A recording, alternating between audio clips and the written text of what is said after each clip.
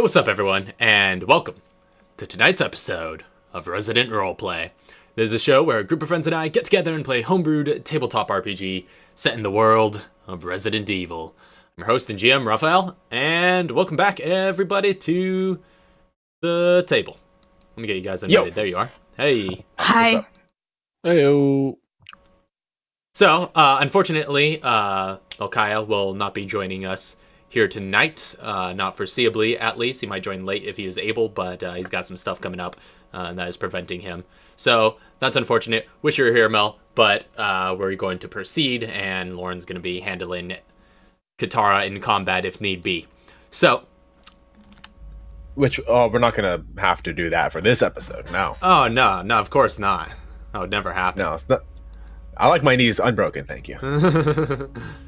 Am I the only one who did warm-up rolls this time around? Yeah, I never do warm-up rolls. Oh yeah, I don't think you ever did. I am. I'll do a roll. I always do. Roll. That's a habit of mine. I always do warm-up rolls before we start a session. I just roll out 3 d20s and see what happens in front of everybody.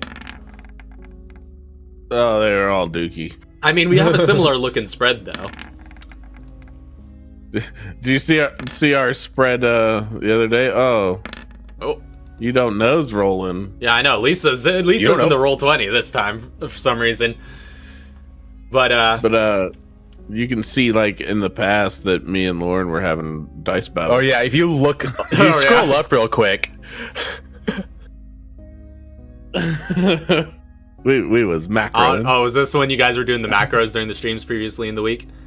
Yeah. We decided to do them here, and then like we worked together and mastered it. Dude, we got this figured out.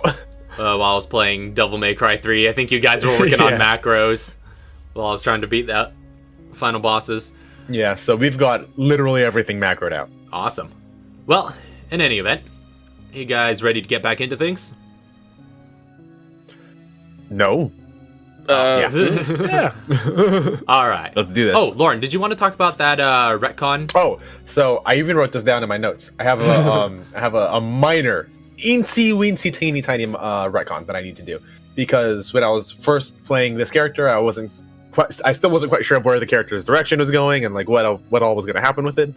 But I do need to point out that when sneaking around in the attic, when he's imitating the Felicianos, he had a real clean Italian accent. He was still doing the accent, and he still sounded Italian, except for his voice was still really hoarse and stuff. It wasn't like like he was perfectly imitating them, like, hey, you check that out over there. But he would have had his hoarse voice, where it's just, that graveliness. Yeah, that he's had since. So yeah. Small, minor change. I'm still trying to figure out how to do that voice, but it is supposed to be hoarse, gravelly, and dry, and just kind of like, he sounds like a 50-year-old smoker. Well, just don't drink water for a bit. You'll get it. Yeah, but I can't do that. Yeah, it'll hurt, but it'll hurt, and I'll have that voice naturally. I'll have that voice naturally in a year. Yeah. Well.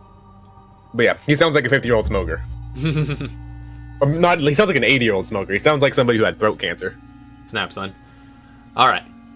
Well then, to get back into things, previously on Resident Roleplay, with Archaea dead and 2 other party members captured, Katara remained trapped and hunted by Plaga-infected gangsters on the estate of the Feliciano crime family.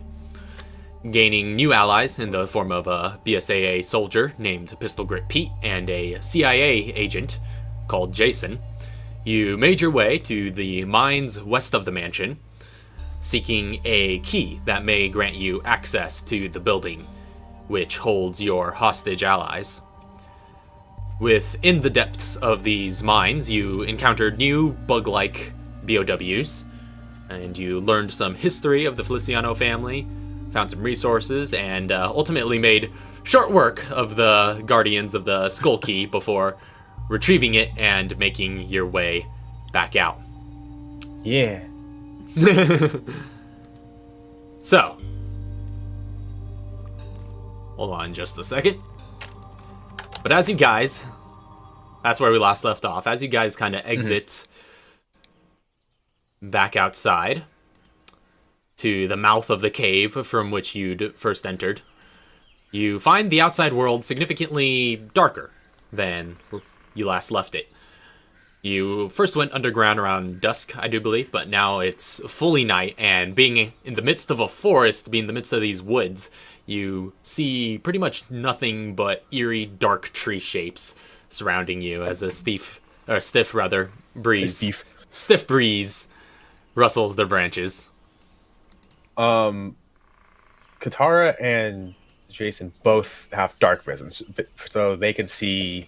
They can see out to you can see out to 30 and 60 feet. Is this total darkness or is this total darkness? This is total darkness? Yeah, because this is a woods. This is the woods in the middle of night. You know what I mean? And if you've seen what that looks like, yeah, it's pretty. It gets pretty dark. But you see out to your dark vision range, in dim light, essentially the equivalent of dim light. So you can see, you can make out, the shapes and obstacles in your path, but it's still really kind of creepy looking. Yeah, I'm just wondering if there's not like a full moon out today or something. It looks to be a decent moon out, but not quite full. And some of the tree canopy covers it a bit. I'm trying to remember where we were heading to next, because we had the key. Oh, we just go to the prison. I'm trying to get all the notes open again. Mm-hmm. So, what are you guys doing? Heading to the prison, right? We got the key. We got the key. Who has the key? That's an excellent question. Who has it down in their inventory? I do. Okay. Good. Did you not see it in the other inventories? Yeah, I just checked right now. Okay. I for sure have it. Don't you worry. I got it. Skull key in my inventory. Plus, I was the one who went up and grabbed it last week. Skull key. All right, so... But I mean, Pete can't see a darn thing. Unless you're, you got your flashlight. You got your flashlight shining? Yeah. All right, so with the flashlight... Yeah, just assume if we're not in battle, I'm carrying 2 pistols just walking around. Flashlight, one without. All right. So, Pete, with your flashlight on, you can kind of see the fronts of each of these trees and what everyone else would have seen as silhouettes at first. But if again, being in the middle of the woods at night, it's really quite eerie looking, and you can kind of see each of these trees that are closest to you, and they kind of gradually fade in visibility as it goes out, and eventually, past a certain point, you still can't even see past the range of that flashlight. But it's enough for you to catch the trail and start heading down it and making your way back towards the estate, back in the direction that you'd come from. Now, pretty shortly into your walk, I assume you guys are kind of progressing at a normal travel pace? Normal pace. Jason's out scouting ahead. Yeah. Are you kind of stealthing ahead? I always am stealthing ahead. Right. Yeah, because you do need to be traveling at a slow pace in order to stealth, but that's okay. It's not a very long trail. Well, we can go at a normal pace, and I'll just roll at advantage. Oh yeah, that's true. Or without advantage. True. Wait, no, you're at an advantage normally. Yeah. Sure. I would say that, I would negate your advantage. So you could just make a straight roll. So go ahead and make a stealth check. Looking for... Oh. I think that's a lot. Wait, what? Where's your bonus? I didn't add anything. It's alright, so that's +7. Yeah. So that's 22. So that's plenty. But yeah, you're moving along. Okay, yeah, so moving at a normal pace, but still moving stealthily for you, just not as stealthily as you'd like. But you are able to... But it's still pretty stealthily. Still pretty stealthily. 22. But you're moving along, scouting ahead. Yeah. Half mile back, you do come across where that tripwire would have been planted, and you did also place a bear trap around there. Is there a little foot stuck in it? Little foot. Just a foot. first off, make a perception check with disadvantage because it's dim light.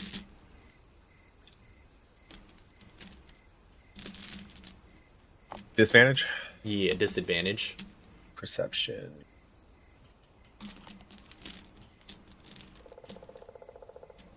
Hold on.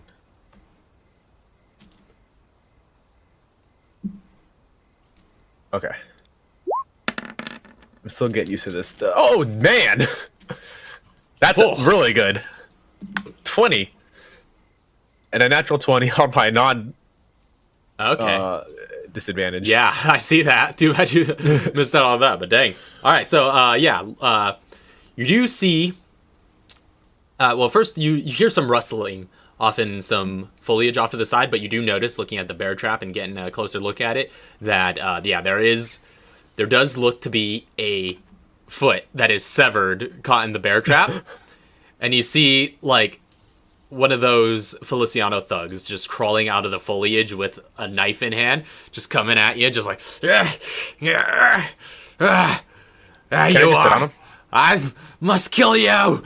And he's gonna come at you and start trying to swing at you. What are you gonna do? Can I just sit on him? Yeah, sure. Make a grapple check with advantage. I just want to hold him in place, wait for everyone else to get up here to figure out what to do with him. All right. Grapple? Yeah. So athletics check. If you're grappling, it's always athletics. Yeah, but if you're getting out of the grapple, yeah, you have a choice. Okay, that's terrible. So athletics for you. That's advantage. You said with advantage, yeah. Because he is without a leg, and also on the ground. I'll roll him with disadvantage as well.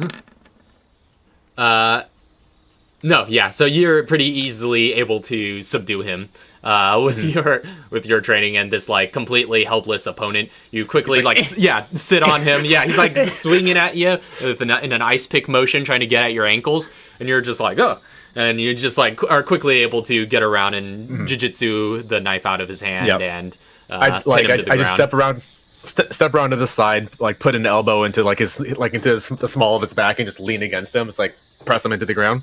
And he seems pinned, and he does not seem happy. You see his just like stump leg just bleeding out onto the grass and leaves around you, and he's just like, no. I'm gonna have my pistol just like pressed against him, like just like pressed against his back. I'm just gonna be like, how long have you been here? And he's just squirming under you and just like not talking. I set that trap like, what, an hour and a half ago? It's about an hour and a half. After a little while, the just talking to him while waiting for everyone else to catch up. In Qatar, you guys hear this commotion ahead of you, and you don't have to go too far ahead before you catch up. It's a couple of seconds after he gets fully pinned that you're able to meet him, and you see this display going on of Jason just sitting on this guy. So what do we do? Kill it. I ain't got time for this. I gotta go find Chauncey. All right. Got the skull key, man. If you don't shoot him, I'm gonna shoot him. I shoot him in like the head. All right. So you just and just splatter his brains on the ground, and just trying to make and then just like his body goes limp, not struggling underneath you anymore. Wait a couple seconds. All right, we're good. All right. Drag him back into the woods. You want to reset that bear trap? Yeah. Okay, so you're just dragging him in the woods. That's it. Yeah, I'm just gonna drag him back so he's out of the main area. Okay. Like if you're walking down the wood, like if you're walking down the trail, you wouldn't. Well, you would.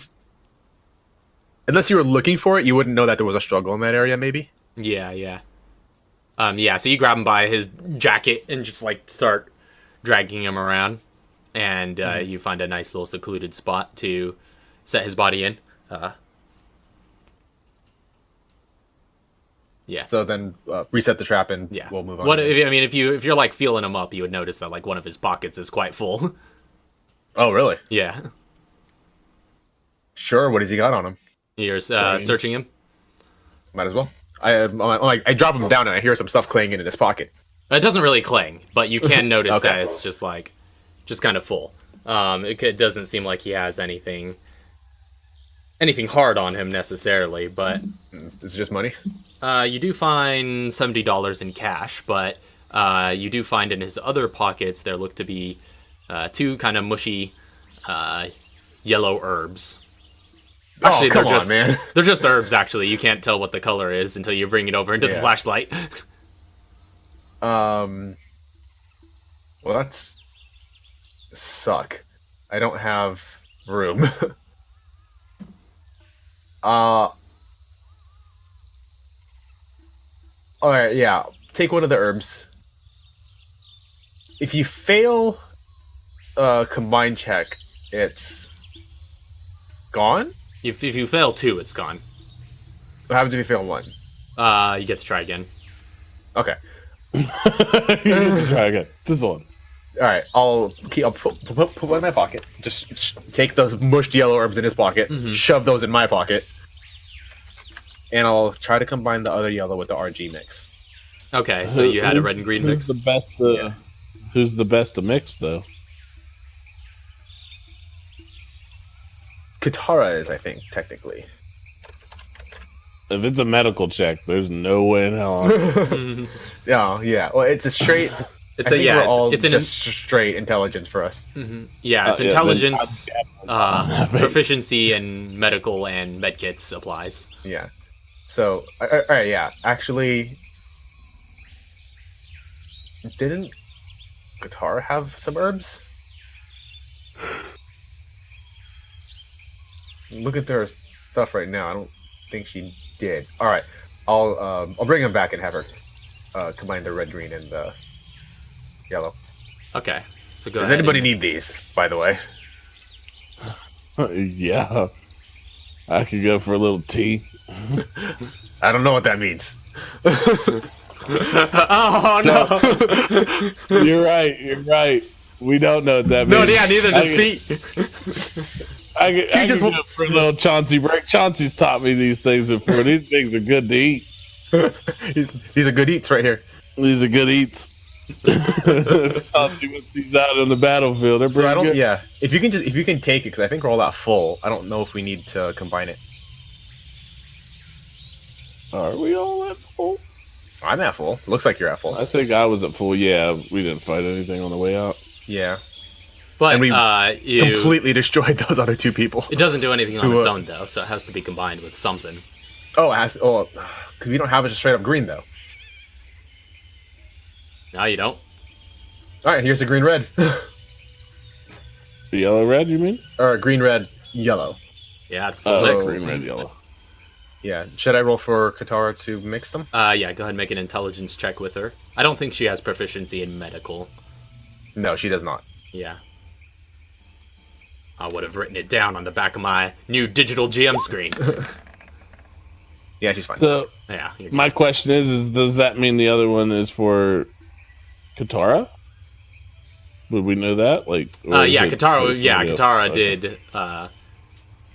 did. She would point out that she's like, yeah, I'm in need of a dose of those as well. Okay, so there's. Have her take it because I think she actually has damage on her, and then she can benefit from the green red as well. And actually, she would know that it's tea. And if she's concocting it, she could be like, "Yeah, you guys should try this tea out." Well, I think she would like start to make tea and then get really sad. Yeah. She's just like, I don't know if I can make the tea quite as well as old friend, but I could give it a shot.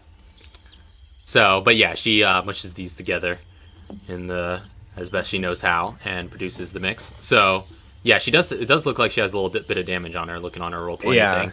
So, This will probably bring her up to full because I don't think. Oh no, she's at 77. I was wondering if it was noted on her sheet. Her sheet says 77.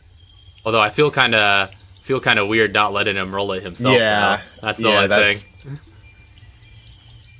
Well, how about this? You want to retcon it later? He'll take it, but we'll wait him to roll it unless he gets down to 0, and then we see how many more hit points he needs.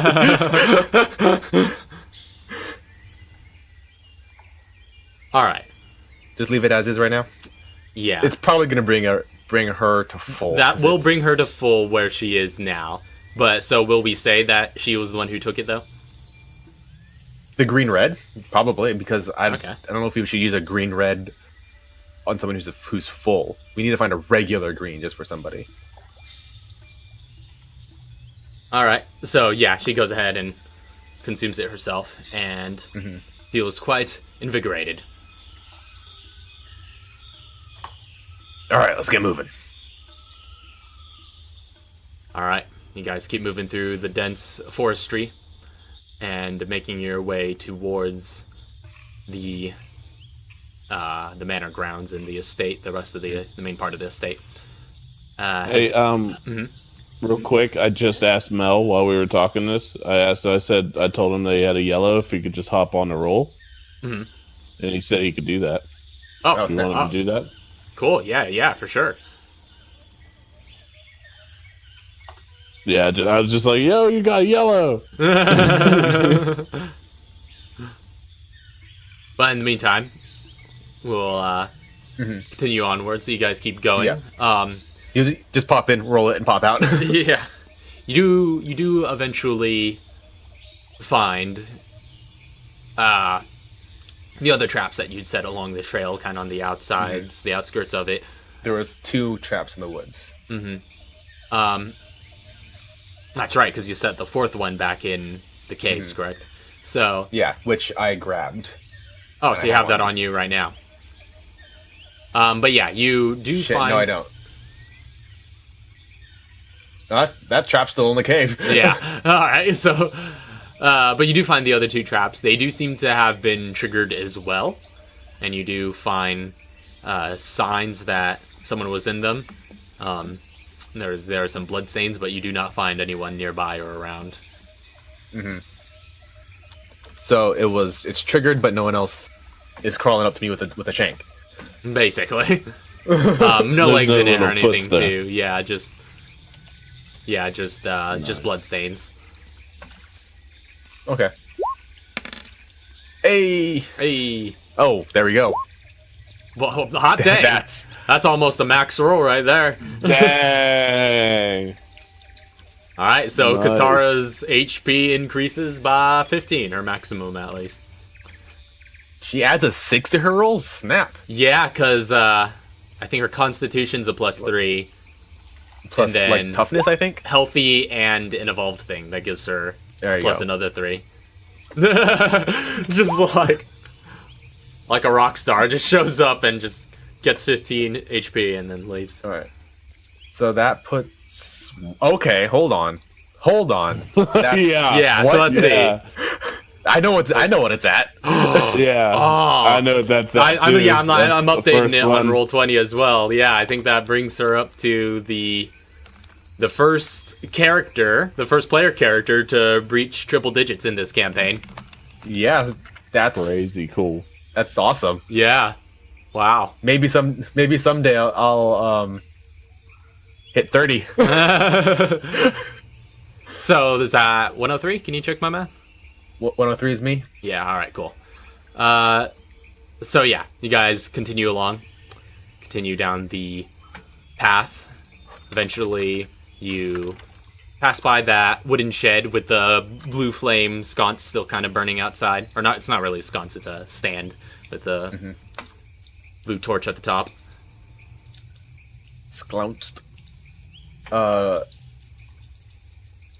We do not need to stop here. No, yes we do. We have a topaz. No, we don't. Screw that topaz. We'll sell it to a jeweler. I actually know a guy. I actually know somebody who'll take these. You know somebody will take them? Yeah. Who?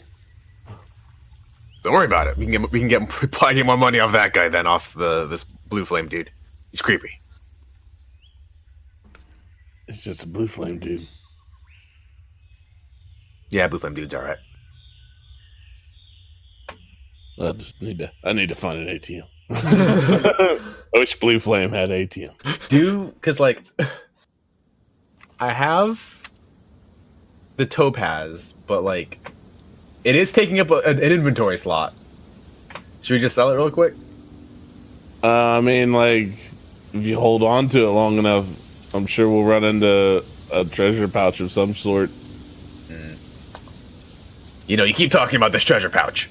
No, I'm telling you, like, player to player, not character. Yeah. If you hold on to it, we might run into somebody who has one.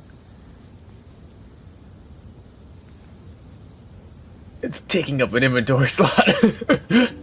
But it's also only $100, so it's not only like $100. Loss if you. I'll throw it at somebody if I need to for sneak attack damage. So you're holding on to that? Yep. All right. Well, you know where the merchant is, if need be. So, guys, continue onwards, traveling at a normal pace. It is a total of 2 miles between the estate and the caves. So, you guys get there in under an hour, far under an hour. In fact, you get there in about 20 minutes travel. But you're still at the head of the pack, Jason. At least trying, just so that I can sneaky make sure we don't run into anything. Yeah, and we'll say you're still sneaking about the same rate as before, but yeah, I mean, just some guy tried to stab me. That didn't slow my roll. Yeah, go ahead and make a perception check with disadvantage. Disadvantage? Yeah, because of how dark it is.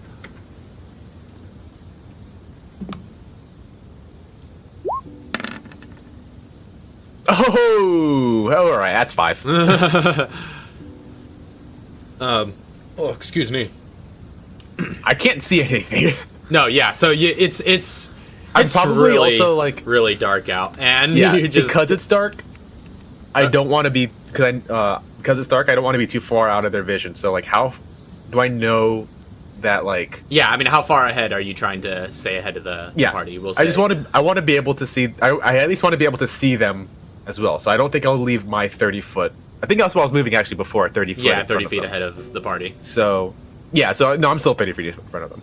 Mm-hmm. Yeah, so I'm one move away from the party. Mm-hmm. But yeah, you keep your eyes forward and continue moving as best you can through all That's the problem. Forestry. Should have been looking down. Step into a bear trap. So you guys continue heading onwards, and as you're approaching the edge of that field, you hear some voices crying ahead in front of you, just like, "Hey, they're here! Do it now!" What? Immediately turn around and start running. All right. Well, no, this is coming from ahead on the path, further ahead. Oh. Not shouting in this direction, hopefully? No, shouting in the opposite direction from you. So, like, this is, like, way ahead of us right now? Like, I can't see them ahead of us. Yeah, but I mean, like... I'm asking if it's... With that perception check, you can't see. No, yeah, you haven't noticed anybody, but you hear this voice coming, like, shouting out ahead of you, not too far ahead of you either. Yeah. I'm gonna stop, and if I can, I'll try to get the attention of the other two, and, like, have, like, a, like, get down and come here. Mm-hmm. And so, like, hopefully, don't, like, give our position away with the flashlight. Could I situational awareness the enemies ahead of us? Or are they way out of my range? Yeah, no, yeah, they'd be... Well, you wouldn't be able to see them too well, but yeah, they're quite out of the range of perception at this point.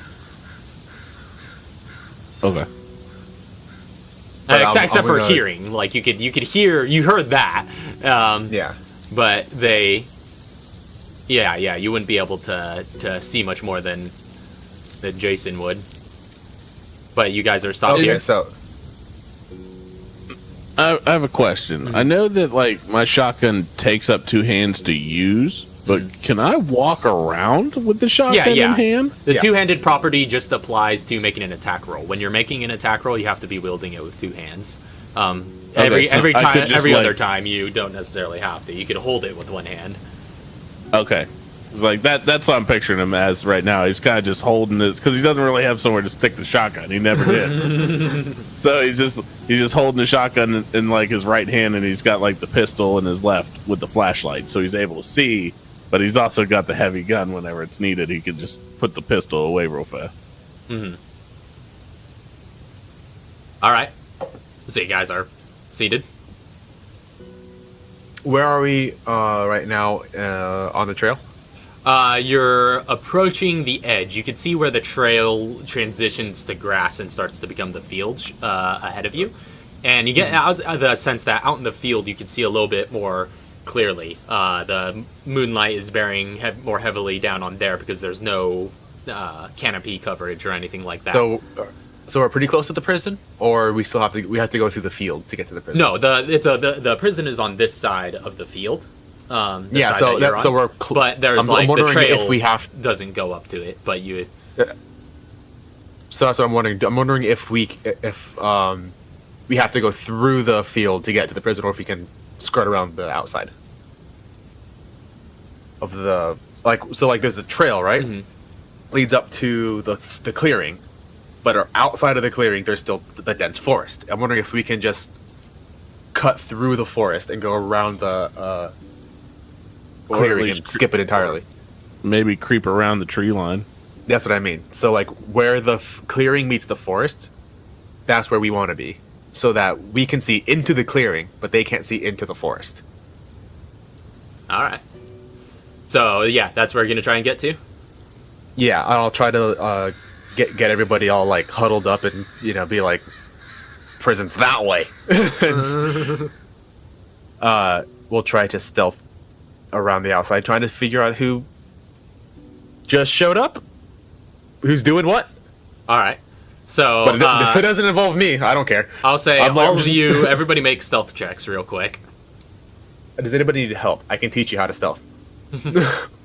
Can I help somebody stealth? No, not necessarily. I'll say in this case, you guys are just moving out as one. I do think if we need to slow, we'll slow it. I'm good. And should I roll? I'll need a little help. Oh, come on, really? Am I about to ghost you? What is wrong with we need to fix that. Yeah, it's +7, so 15. 16. Or 16. Did you accidentally get rid of the modifying part? No, yeah, there's just no plus in front of the 7. Alright, so that's... I'm rolling just to make sure it works. This is not a roll.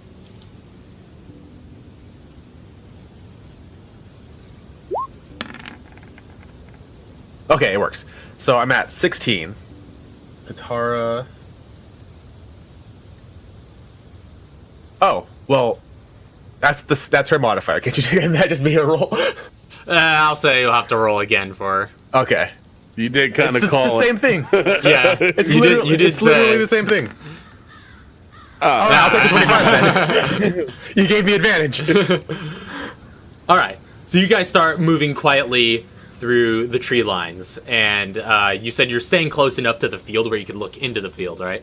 Mm-hmm. Okay, so you can kind of see what's going on as you're moving through the shadows on this edge. And again, within the forest itself, it's all quite pitch dark. But looking out into the field, you get a clear view under the moonlight. You do see... Oh, is this nature's one-way mirror? Essentially, yeah. Yeah, it's exactly how it functions. I'm familiar with these. So, as you guys are moving along, you're looking in on this, and you see these two Gnados, or just Feliciano thugs that you guys have seen before. And they're both in the middle at this point, since you guys took the time to like stop and hash out that plan and are now moving along. They've already thrown the tarp clean off of that hole in the ground, unveiling this big 20 by 20 foot opening just in the earth.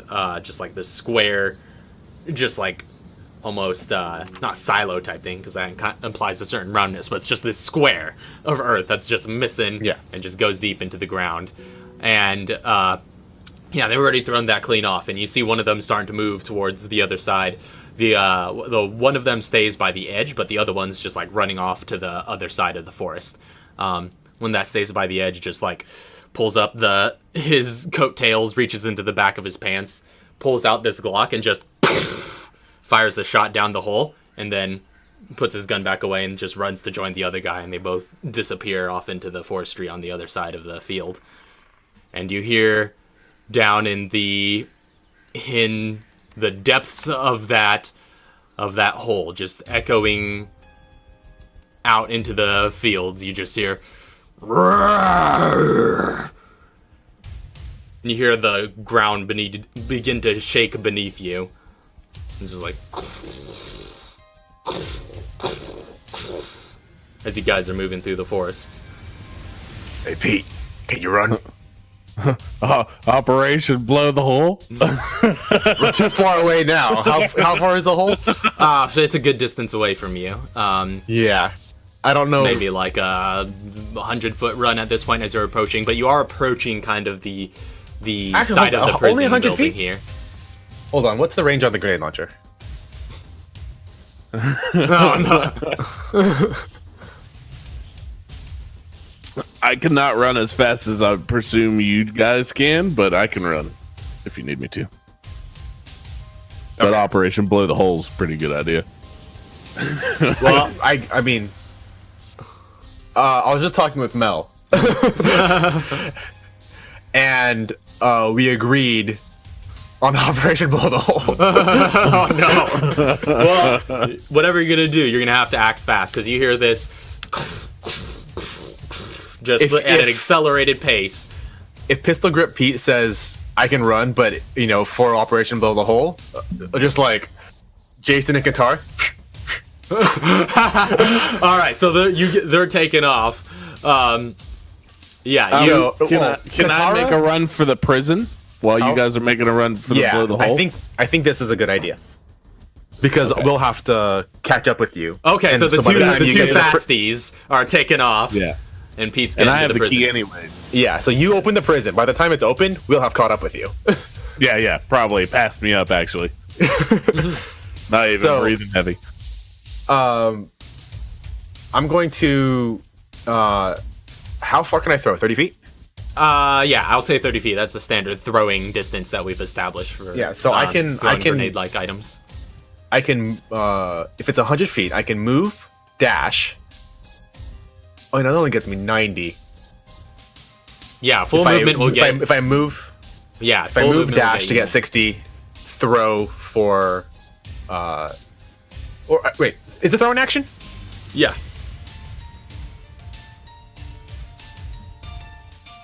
All right. Well, what's the range on the grenade launcher? So she only has to go it's up to her. 100 feet, I think. Oh, she's fine. Yeah, she can probably shoot from the tree line. That's what I'm thinking she's doing. Like, she's staying here. G's gonna run out and just like Naruto run it with trailing a freaking bomb behind, just like. So you've got that tripwire mine in your hand, and you're running out. All right, what are you doing? You hear these sounds getting closer as the ground is shaking beneath you, just like. Move, action dash, bonus action dash to get within range. I mean, that will bring you like 10 feet away from the hole. But if I throw it at 60, if I bonus action dash and run, I'll be short of the hole.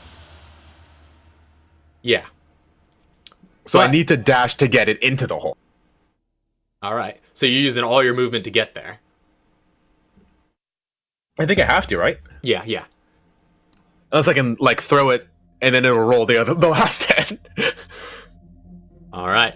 Well, so yeah, you run and just like dash full sprint all the way across the field in the middle of this place under the moonlight at night, and you manage to get to the edge. You feel the rumbling draw quite closer. What are you doing? Chucking that thing in there. You guys have about another round to act. Chucking that thing in there on the last round, and the idea is to hopefully close this pit. So like collaborate with Katara once I get there. Just be like, just like. If she can see me now. I'm in the moonlight, right? Yeah. I'm gonna do like a countdown, chuck it in, and then dash back. So you're chucking it down the hole? Like, well, this is how I imagined it going on in my head.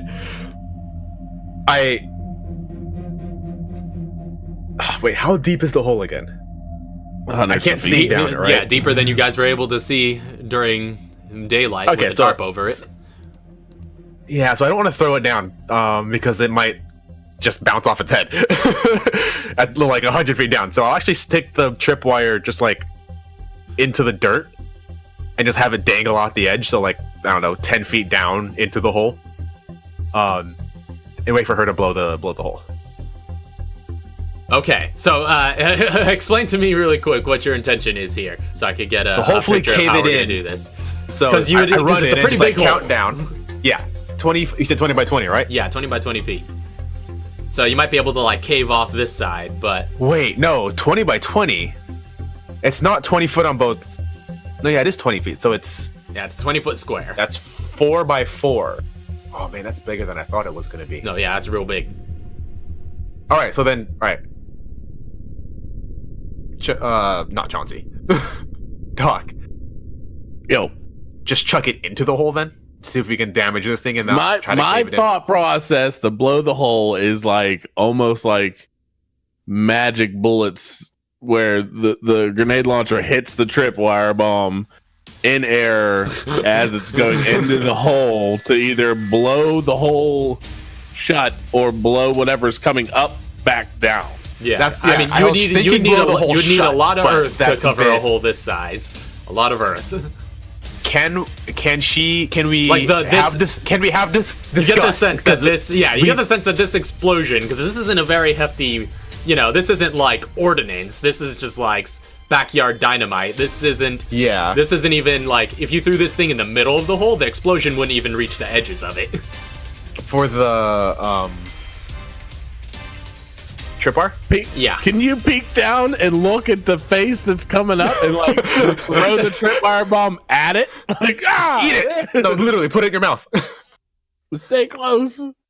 Or do we wait? Do we wait? Do you put it at the very edge, and when it comes up, then she shoots the grenade launcher at the tripwire bomb, hopefully blowing it back down the hole and caving in whatever side. Yeah, because the original idea was to cave it in, but that we would have known that wouldn't have worked. So mine was blow it up, but not blow the hole up, but blow the thing up, whatever. So yeah, up. So we'll do that instead. I'll set the tripwire bomb at the mouth of the hole, and then retreat the F away. All right. And when we see it, Katara will blow it up. Okay. That's the idea, right? To knock it back down. Yeah. Okay. Let it get some fall damage. Yeah. So she'll shoot it, hit that and the tripwire bomb, blow them both up, double blow up damage, tumble back down. Yeah. Hopefully take some earth with it. Yeah, exactly. That and any crumbling concrete could be like bludgeoning damage. Just a big rock hit on the head. As much damage as we can inflict on this thing would be preferred. Yes. All right. So, So, what exactly is your agent doing right now? Give it to me straight. The first round that we acted was just getting there. Then I have to use my action to set up the bomb. Yeah. And then I'm running. All right, so you get about 30 feet back away from the 60 feet. hole. 60 feet, right? Because you can bonus action. So yeah, you start backing the heck up, and you do see, not a few moments after you planted the device and got away, you do see just this gigantic human-like hand just reach over the edge of the hole and just plant in the ground and begin to pull itself up. Its hand practically lands right on top of where you place that dynamite.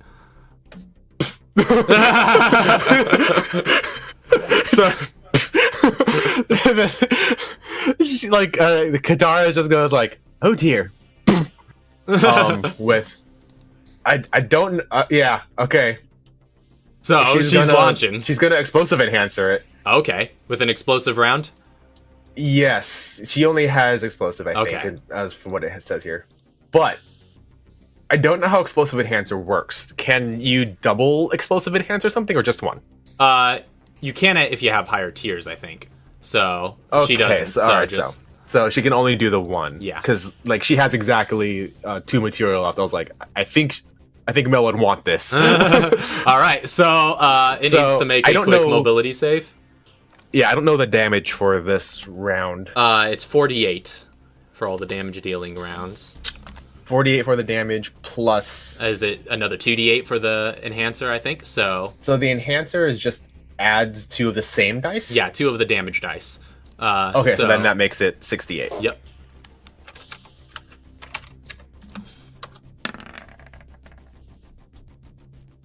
Oh, that's a fail. What about the? I was wondering what happened. I was like, "How'd you roll that many dice and it show up as a 20?" So yeah, I think we went at the same time. Yeah, I think we did. Plus the explode. So we'll say 48 for the dynamite. Okay, 48 for the dynamite. She's gonna explosive enhance with that. Just kidding. No. I mean, the enhanced explosive should, right? Would her enhanced explosive from the grenade transfer? Just roll the damage. Total of 46. All right. So, yeah, you see, as soon as she sees that giant mitt plant on the ground, boom, or rather, this thing's like a hefty like M-core or Milcore MGL, so it's like impacts against the hand, causes a big explosion. You see underneath the smaller of the dynamite underneath, and just like a hefty explosion that kicks up lots of dirt and grain around there. Or rather, just like little particles of dirt all around. Mm-hmm. So I'm gonna make a couple of rolls here, and I'm gonna roll these in front of you guys. So okay. It does not save, by the way, just for that. Oh, right. Wait, hold on. I should make a mobility safe against that one as well. No, I'll say that. Oh, against the tiny one? No, I'll say that we'll say that's the same one because it was the same circumstance. Yeah.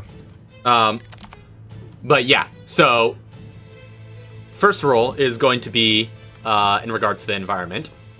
Mm-hmm.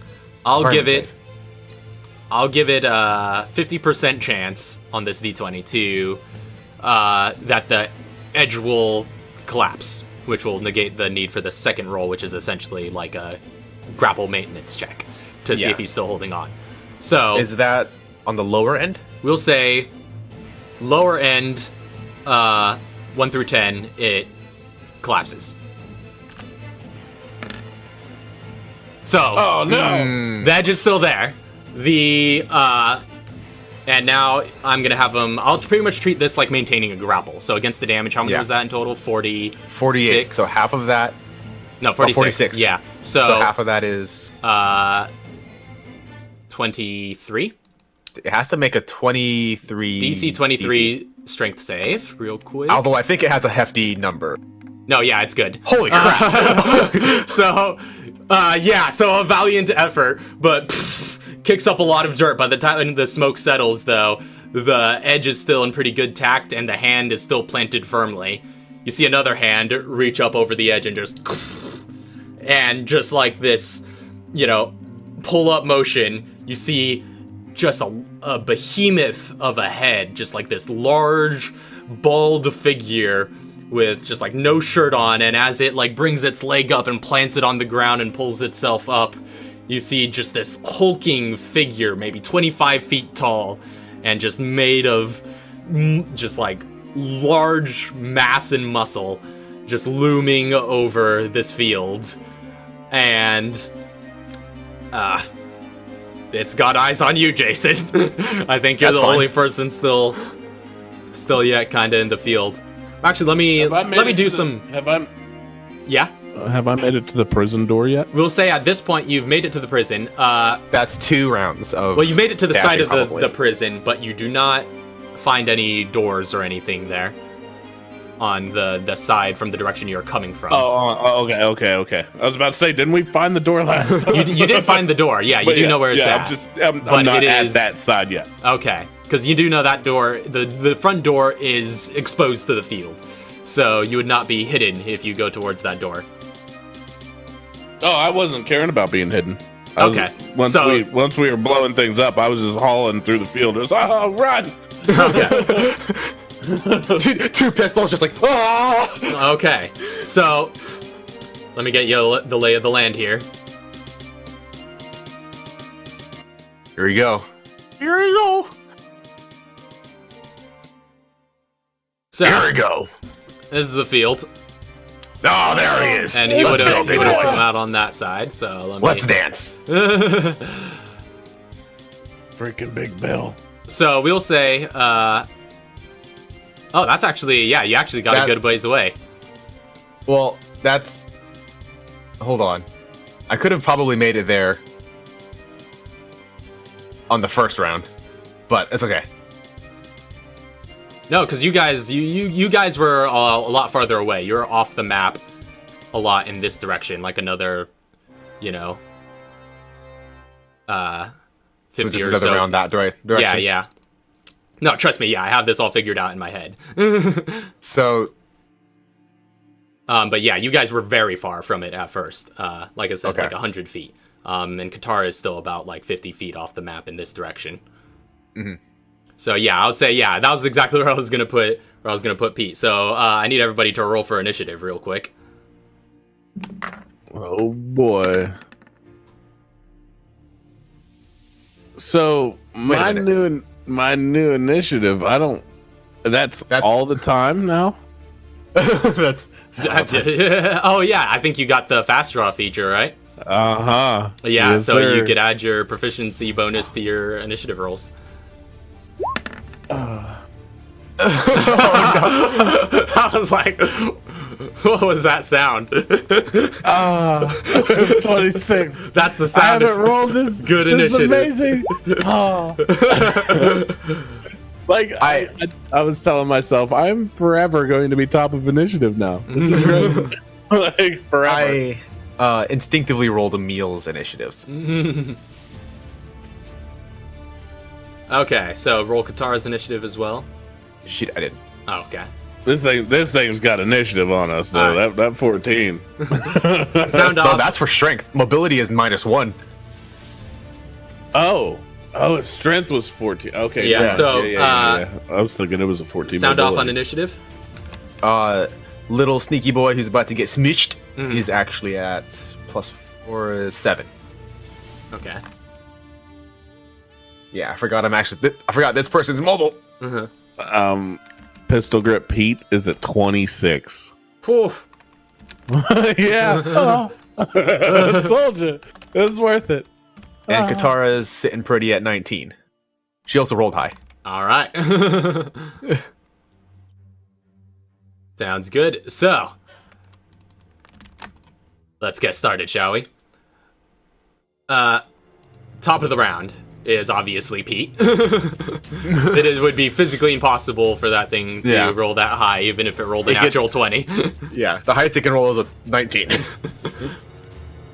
So what's Pete up to? I don't know what I want to do. I don't know. I don't know if I want to fight this thing. I don't. Yeah, the door is a few feet off the map in this direction. Can I make it to the door in my movement? 30 feet. I would say you would get to the door in your movement. And do I have to expel an action to use the key on the door? Yeah, I would call that an action. Yeah, that's. I'm gonna do that. I'm at least going to unlock the door. Okay, so you take the key and you just like you put it in the door, get it unlocked. You hear the latch move on the other side, and yeah, the key is now sitting in there. If you want to get rid of it in your inventory space. Yep, boop, gone.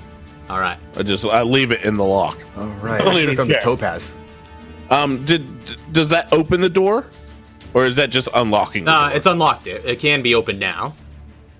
Can I do that as one whole motion, or yeah? I would say wait as part of your Okay. movement, you could get the door opened if you want to. I want to look inside to see if anybody's at the door. Not just open like So, no, yeah. release the beast. Throwing the door open, you do see on the inside what looks to be a small, like, kind of wide entrance chamber, like a empty antechamber leading to a long hallway ahead, and it's all enclosed by brick walls on every side. There's, depending on how far you get, like, peeking in, getting a good lay of the land.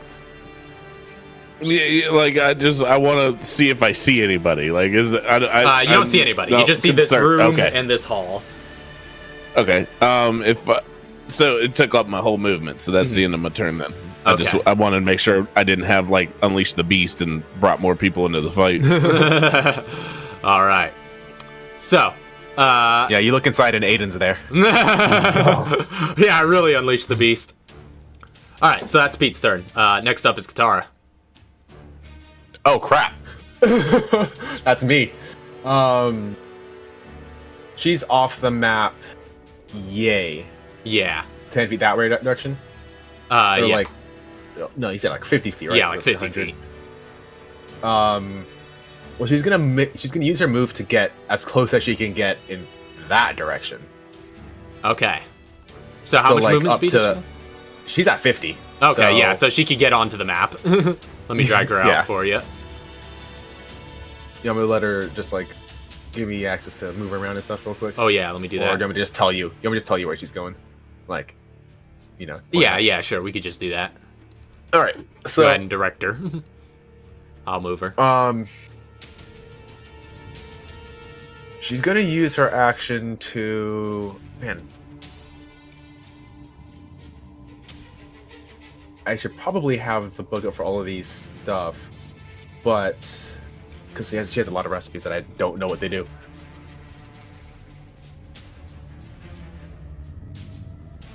I think she would use a Psycho Stim. That's for finding items. She would hit it with another grenade. Okay, another grenade round? Yeah. All right. And I'm wondering if she would want... Because he only has one material left. Don't know if you want to save that. I don't know what else you can do with materials. Up to you. Let me make a saving throw real quick. Nope, that's a 3. So... as the explosive shell just impacts against him, and you see his shoulder shoot back, just like... So go ahead and roll the damage for that real quick. Yeah, okay. So she will use the explosive enhancer. 68, right? Mm-hmm. Yeah, I almost rolled d6. Oh, those 8s. 36 damage on that one. All right. So yeah, it takes a hefty chunk of damage off of that. Because screw that thing. Does it look hurt? No, not too much. No. Okay, that's what I figured. No, not really. All right, going to because I don't think she can do anything else on her bonus action. All right, so Mr. G's up next, or rather, Lauren, your character. So we have. Oh man. Yeah, Jason. Mr. J is what he meant to say. Gonna run 60 feet.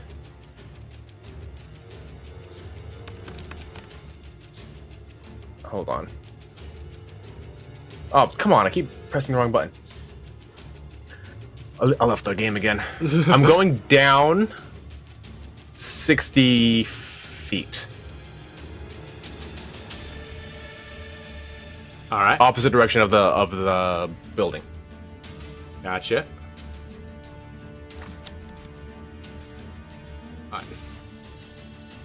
There. Okay, gotcha.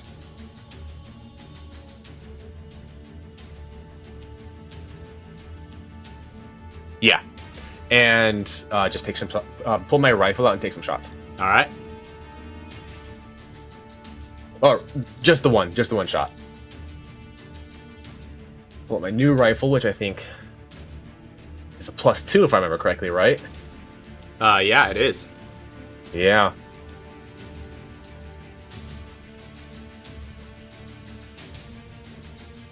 I'll headshot it.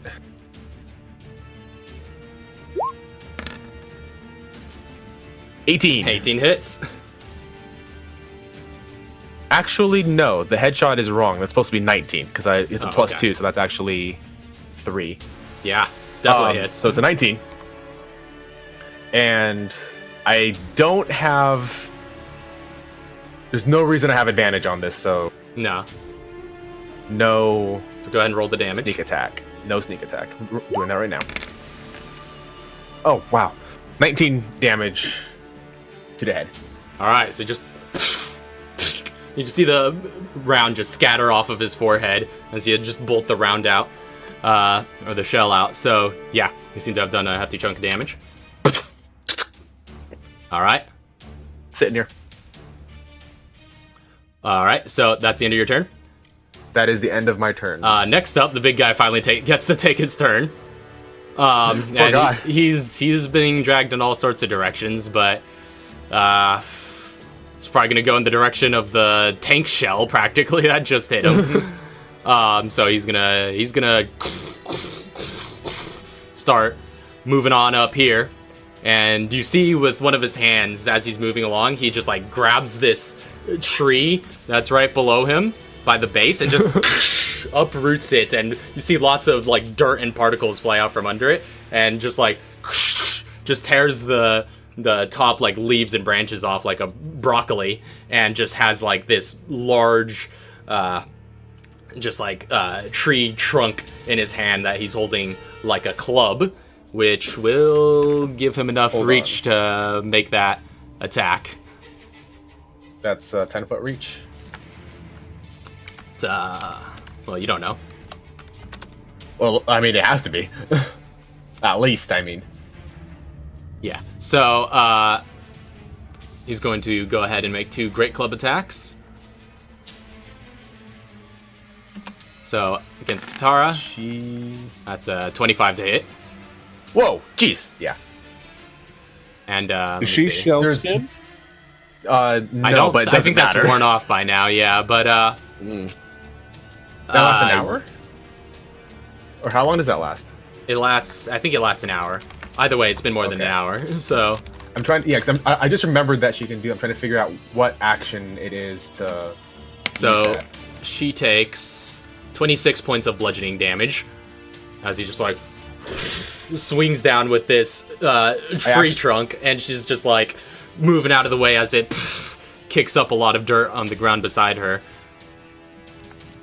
I'm actually going to need access to her to chart her health. Right. Yeah, let me get you that real quick.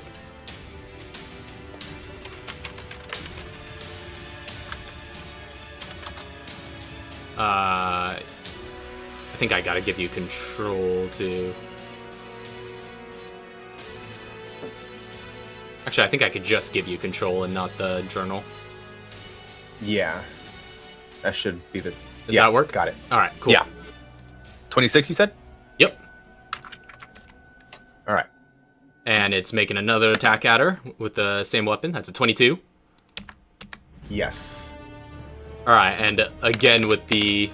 What are those D8s? Whoa.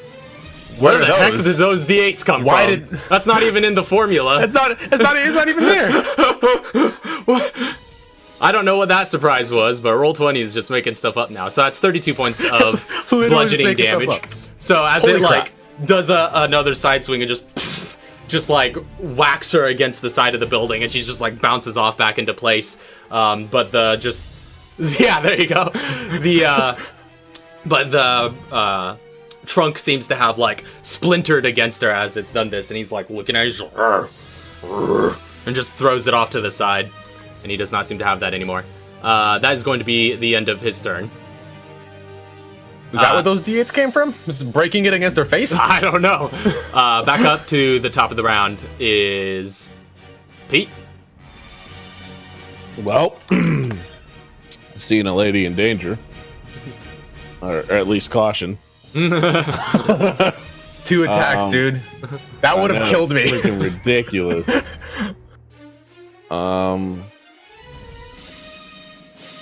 I'm gonna start heading this way. Yeah.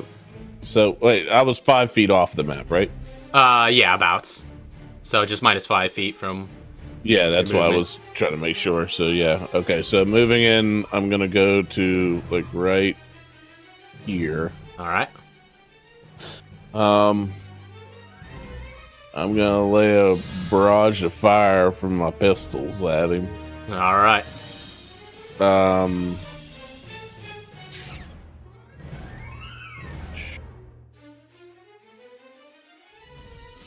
Yeah, I'll have both pistols out. Because I could swap out the weapon and draw the other one in place of the shotgun for the fight. But yeah, okay. So both pistols are out. So both pistols are out. And I'm going to lay out some headshots on this guy. All right, go ahead and roll them. 2 shot. Oh wait. Yeah, 2 shots. Just off here. There we go. Oh no. I broke something. Yeah. That's a 9. I'm also going to go ahead and throw out adrenaline rush on this sucker too. All right. So I want to make sure I got everything here. We're definitely throwing out that adrenaline rush on this guy.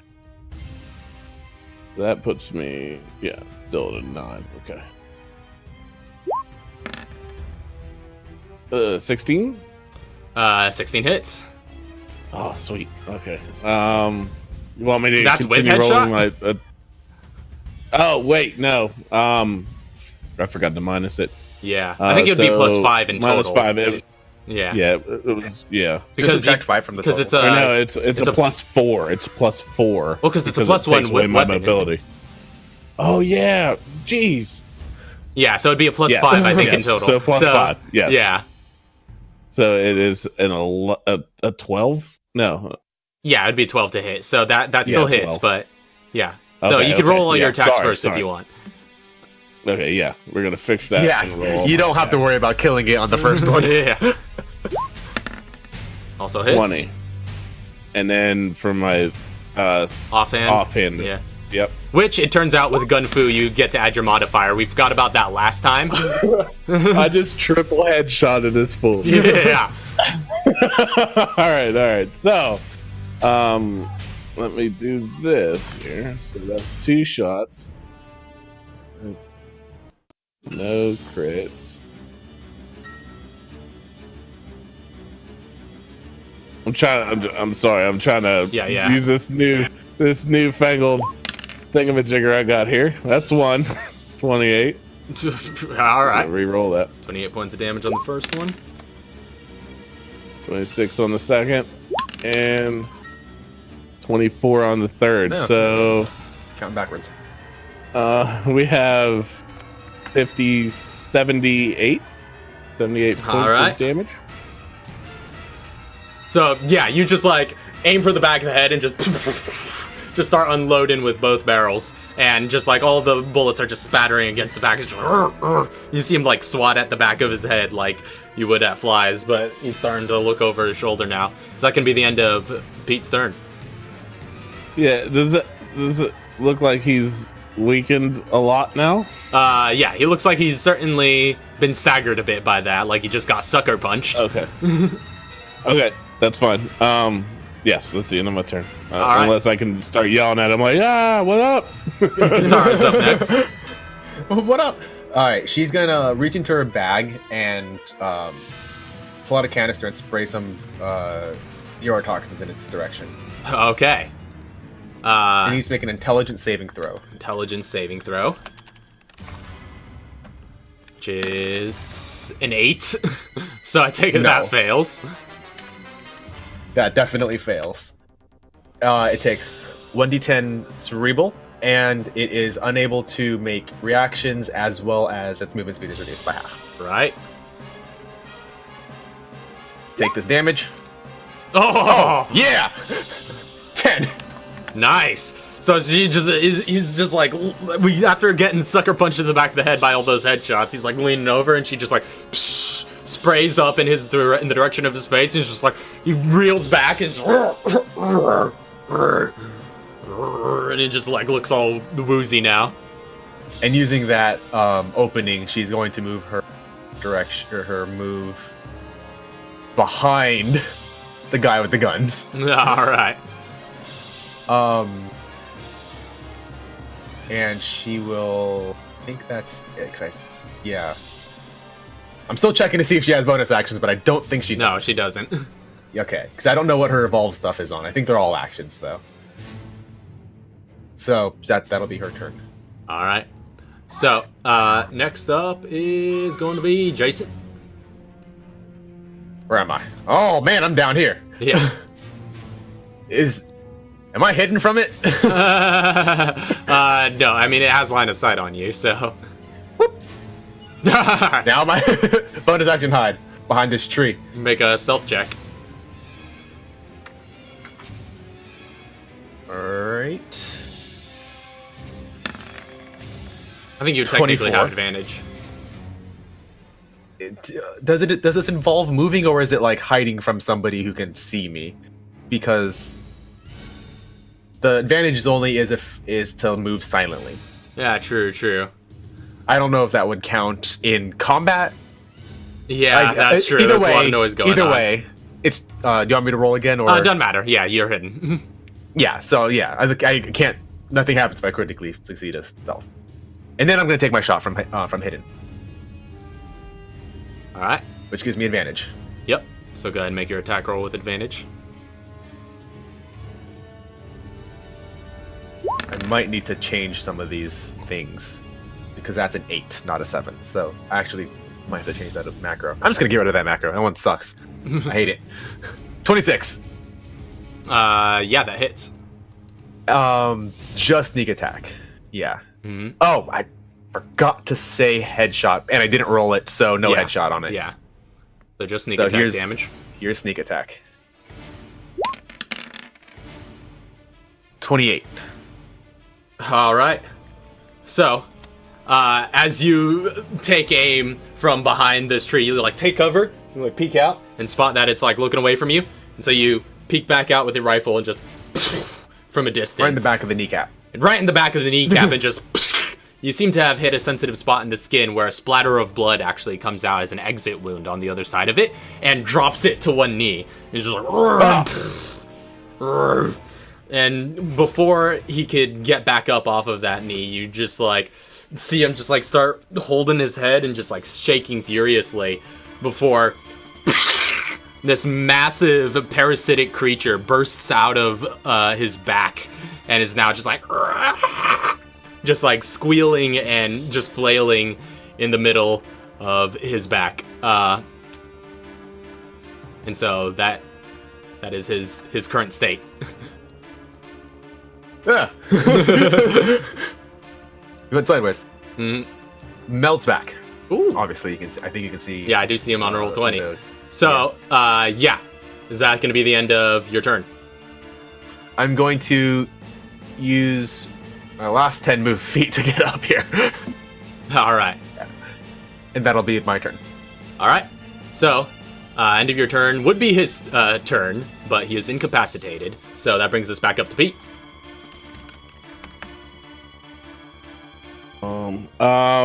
So you just saw this massive parasite just burst out of his back. What are you doing? And he is like down on one knee and just like holding his head, and he's just like bowed down, and he looks to be in extreme pain as this thing is wriggling around on his back. Well, I'm gonna go ahead and shoot that parasitic thing in the face. All right, go ahead and make an attack roll with advantage. Ooh, with advantage. So I'm gonna go ahead and do all headshots as well. All right. So first advantage. 25, and that's a natural 20. That's a natural 20, so that's a crit. All right. Do this again. Oh. That was the other end of the spectrum, but we're saved. Yeah, also hits. So it's all dual pistols again? Yeah. And that is an 11. All of those hit. Oh, nice. Okay, so roll them. One of them is a crit. I'm gonna roll. Yeah, I'm gonna roll a crit hit first. I gotta roll a crit hit first.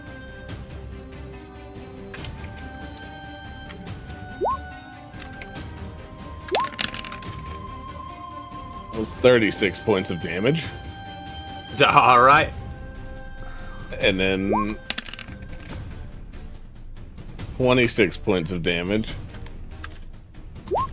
And then 29 points of damage. So a grand total of a big number. Yeah, I got it all. All right. Okay. So, yeah, you just like start lighting this thing up on its back, and it's just like you see lots of little strands of flesh shooting off of it, and this just like brown pus-like liquid just shooting all over the grass beneath it. Is that going to be the end of Pete's turn? No, I'm moving. I gotta move. I'm still gonna be yelling at it. Can I also? No, I'm not gonna do that yet. That's 30, right? I'm gonna move like 30 up this way, like up off of the map almost. All right. So how many feet were you beforehand? That was 10 so to get $20. 22, yeah. So 20 feet off the map. All right. So we'll note that you're 20 feet off the map. If only there was some sort of like, is there like a text marker that we could? Yeah. Because like that's still actually pretty close, as opposed to that like going that way. Anyways. Oh yeah, there's text.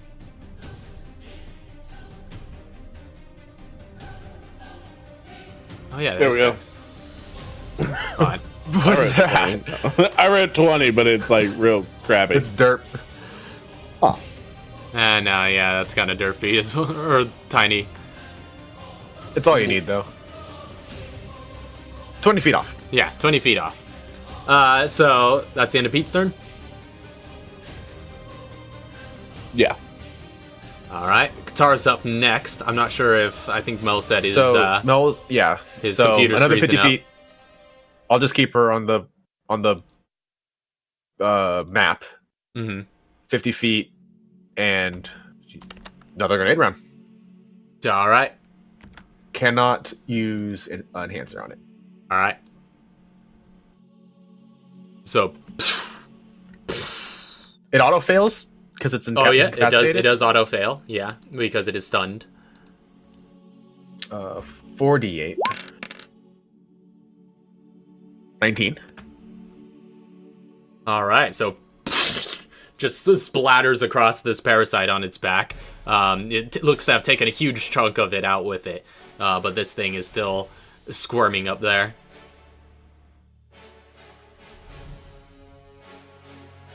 Oh man, I just realized she does have herbs. It's in the herb sprayer. All right. Anyways, that is her turn. All right. Move in action. Yeah. Next up, Jason. Down here in the bushes. I already have advantage, so rifle shot, headshot. Right. I need to get rid of that. Yes. So with advantage. All right. You know what? Screw it.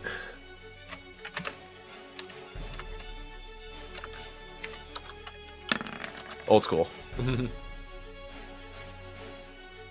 Why is it equals? It's a plus. It's still messed it up. Yeah. It's 23.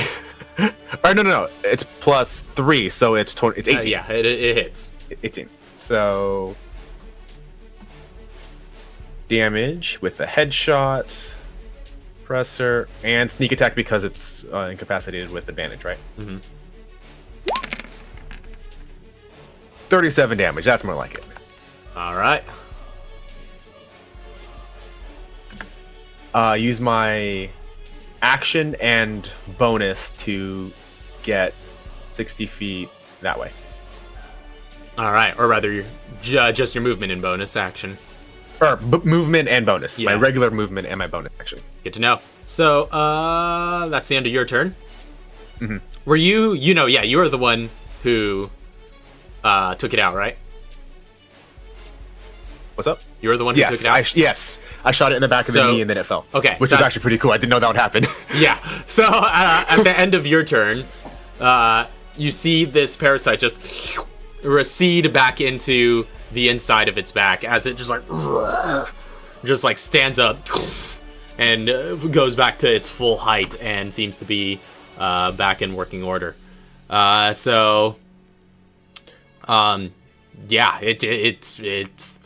not happy right now. So it is going to go ahead, and you see it just like with its, again, with it's just, well, let me set them right side up now. So he, with one of his offhands, just uproots another tree, clears it of its branches and leaves, and just like starts marching around with this in two hands. I guess the closest person to him would be Chauncey, or rather, Pete. Well, let's see. I am 65. He is 45. Yeah. No, yeah. So he's gonna get 20 feet up here, and he could go another 20 feet. So he's going to get up to Pete. And he is going to make a couple of Great Club attacks against you. Okay. So that's a 13 to hit, which I think misses. So the first attack just, and you just duck underneath it. And the second attack is a natural 20. Nope. Oh boy. Too bad you're not on the map, so we can't see your health bar. But this is going to be. This is gonna hurt. You can bring me on for just a little bit. Where are you? I can't. Okay, there you are. I'm up this way. So this is going to be 52 points of bludgeoning damage. Oh, this stupid thing. Okay, so 52? 52 points of bludgeoning damage. That sucks. Oh. So, did you know that would pancake your character? Would Jason it like just would like be literally dead? Is that massive damage right there? That's massive damage Oh for me. snap! This creature can massive damage you. Yeah, so you just like it swings like horizontally, and you just duck underneath it, and but on its second swing, it just like does an overhead strike and just smashes you into the ground. And as it removes the bludgeon, you are just flat with your face in the dirt, and you're just like, ugh, just like weakly trying to pull yourself back up. So that is going to be the end of its turn. It's going to stay put there. But back up to the top of the round, Pete, you have a chance to retaliate. Yeah, we're gonna light this thing up in the face. I like how you have to move up to get to its face. I moved up because finally I gained control. For some reason, my screen was scrolling, but I'm off the map. Yeah, this is 20 feet off the map. I wanted everybody to see the health drop. Yeah. All right. Oh, he can reach 20 feet. No, he walked also 20 feet off the map. Yeah. Oh, he's also 20 feet off. Okay. So they're in this position, 20 feet off. Yeah. Headshot. Is it still with the pistols? Yeah, still with the pistols. So unfortunately that misses.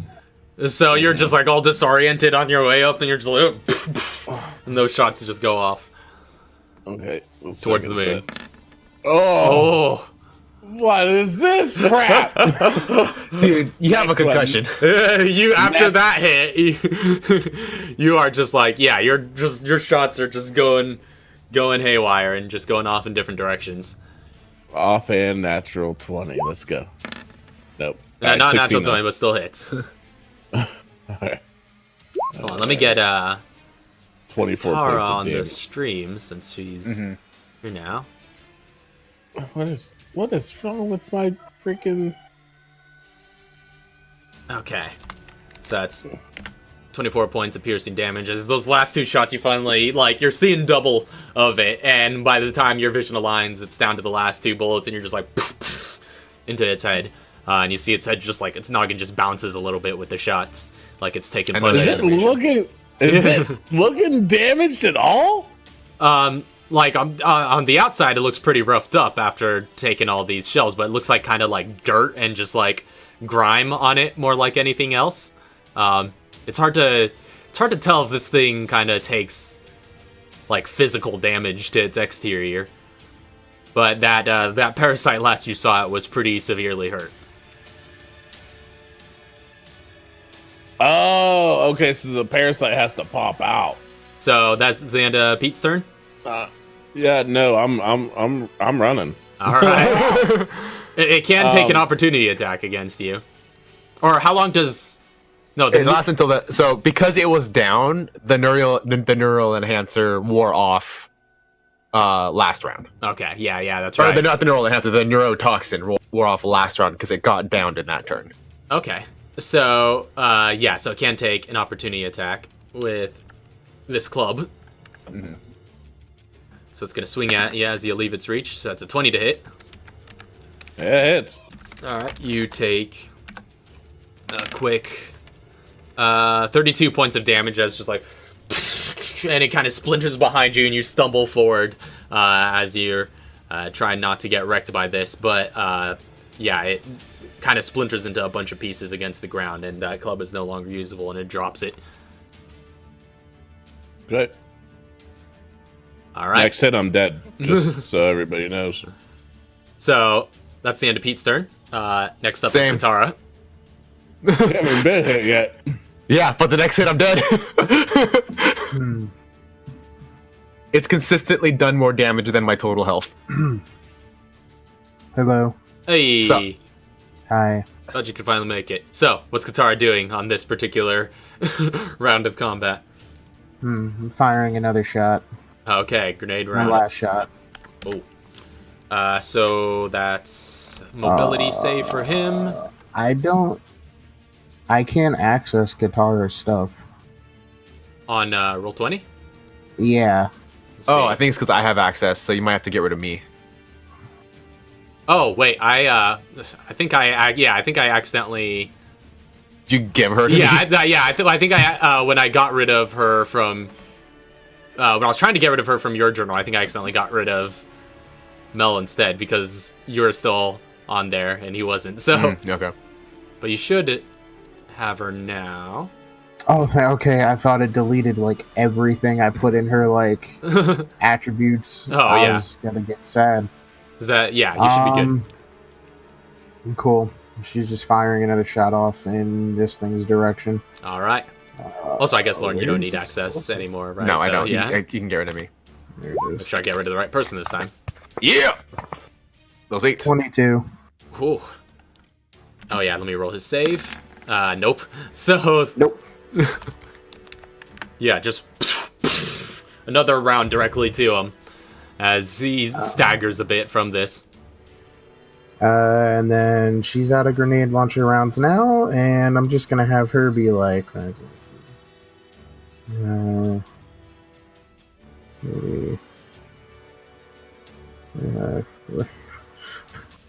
gonna have her get off the way over here. Stay Alright. away from me, and that's her turn. Okay. Next up is Jason's turn. Alright. Moving in that direction. Another shot with the rifle. With headshot. Okay.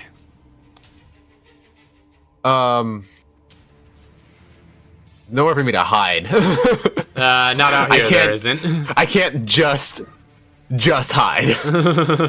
Right. Yeah, this is you need to break line of sight before you can hide. And to switch weapons, I have to drop this and pull out the pistol, right? Alright. Not gonna do that. Regular attack.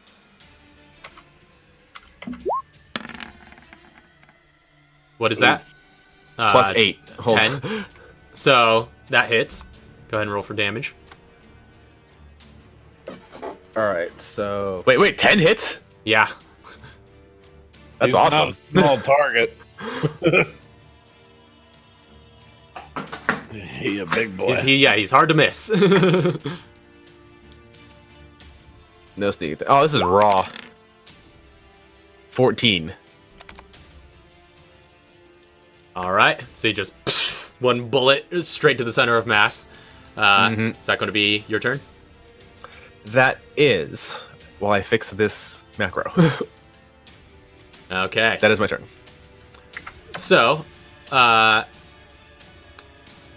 using next up is the Gigante's turn. He's going to use his movement to keep pace with this gentleman here. And he is going to, he doesn't have any clubs anymore, but he is going to go ahead and just like attempt to come at you with an unarmed attack. So this is a 23 to hit. That one was looking real good though. It was teetering. It was teetering. Well, actually, with this attack, he chooses to grapple you. So you don't take any damage, but he's just like, and he just like lifts you up off the ground and just like sets you between his palms. And with his second attack, he is going to go ahead and do a crushing maneuver, which I'm assuming is gonna set you down, but it's gonna be 19 points of bludgeoning damage dealt to you. Puts me 14 in the hole. Oh, snap. So, yeah. You had 5 left? I had 5 health left. All right. 14 in the hole. So, yeah, you are down and dying. So, yeah, you guys see him just pick up Pete and just, like, start crushing him between his hands. And Pete just kind of starts going a little limp in his grasp. That's going to be the end of its turn. Next up is back up to the top of the round. So, Pete, I need you to make a death saving throw. Yep. That's just a straight D20. Here comes the 20. Pete's got a captain to save. 16. Okay, that's a success. So, at the end of your turn, that is going to bring us back to Katara. Oh, yay. Puts me there. It jumps me all the way up to 50 if I go there, so right in front. So how high is he off of the ground? This thing's about 25 feet tall, and we'll say he's kind of holding him perhaps about 20 feet off the ground. But after, like, he crushes him a little bit, and as soon as he, like, stops squirming and sees, like, all the other movement that's going to be going on simultaneously around the battlefield, he seems to divert his attention and kind of drops him a little lower. So we'll say he's, like, maybe 15 feet or so above the ground. 15? I kind of wish it was, like, the 5 Gigante, and he just, like, hangs him on his belt by his feet. No, yeah. See, that's not gonna work. What are you thinking? I was gonna run up and heal him, but that's yeah, it is a bonus action. But it's 10 feet.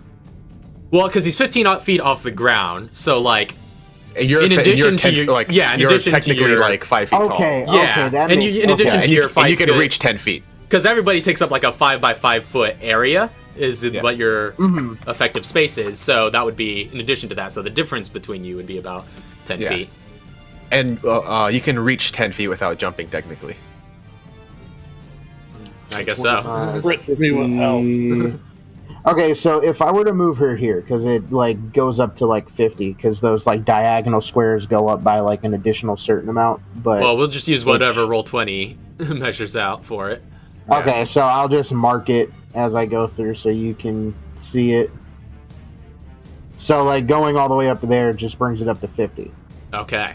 So this thing, like, although, isn't it still 20 feet off the map? No, I don't know. Yeah. I thought when Pete was going off to the side, were you back on the map? No, I beelined it across. Oh, I see. So this is still 20 feet off the map. So you would have to dash to do that, but you would still have your bonus action.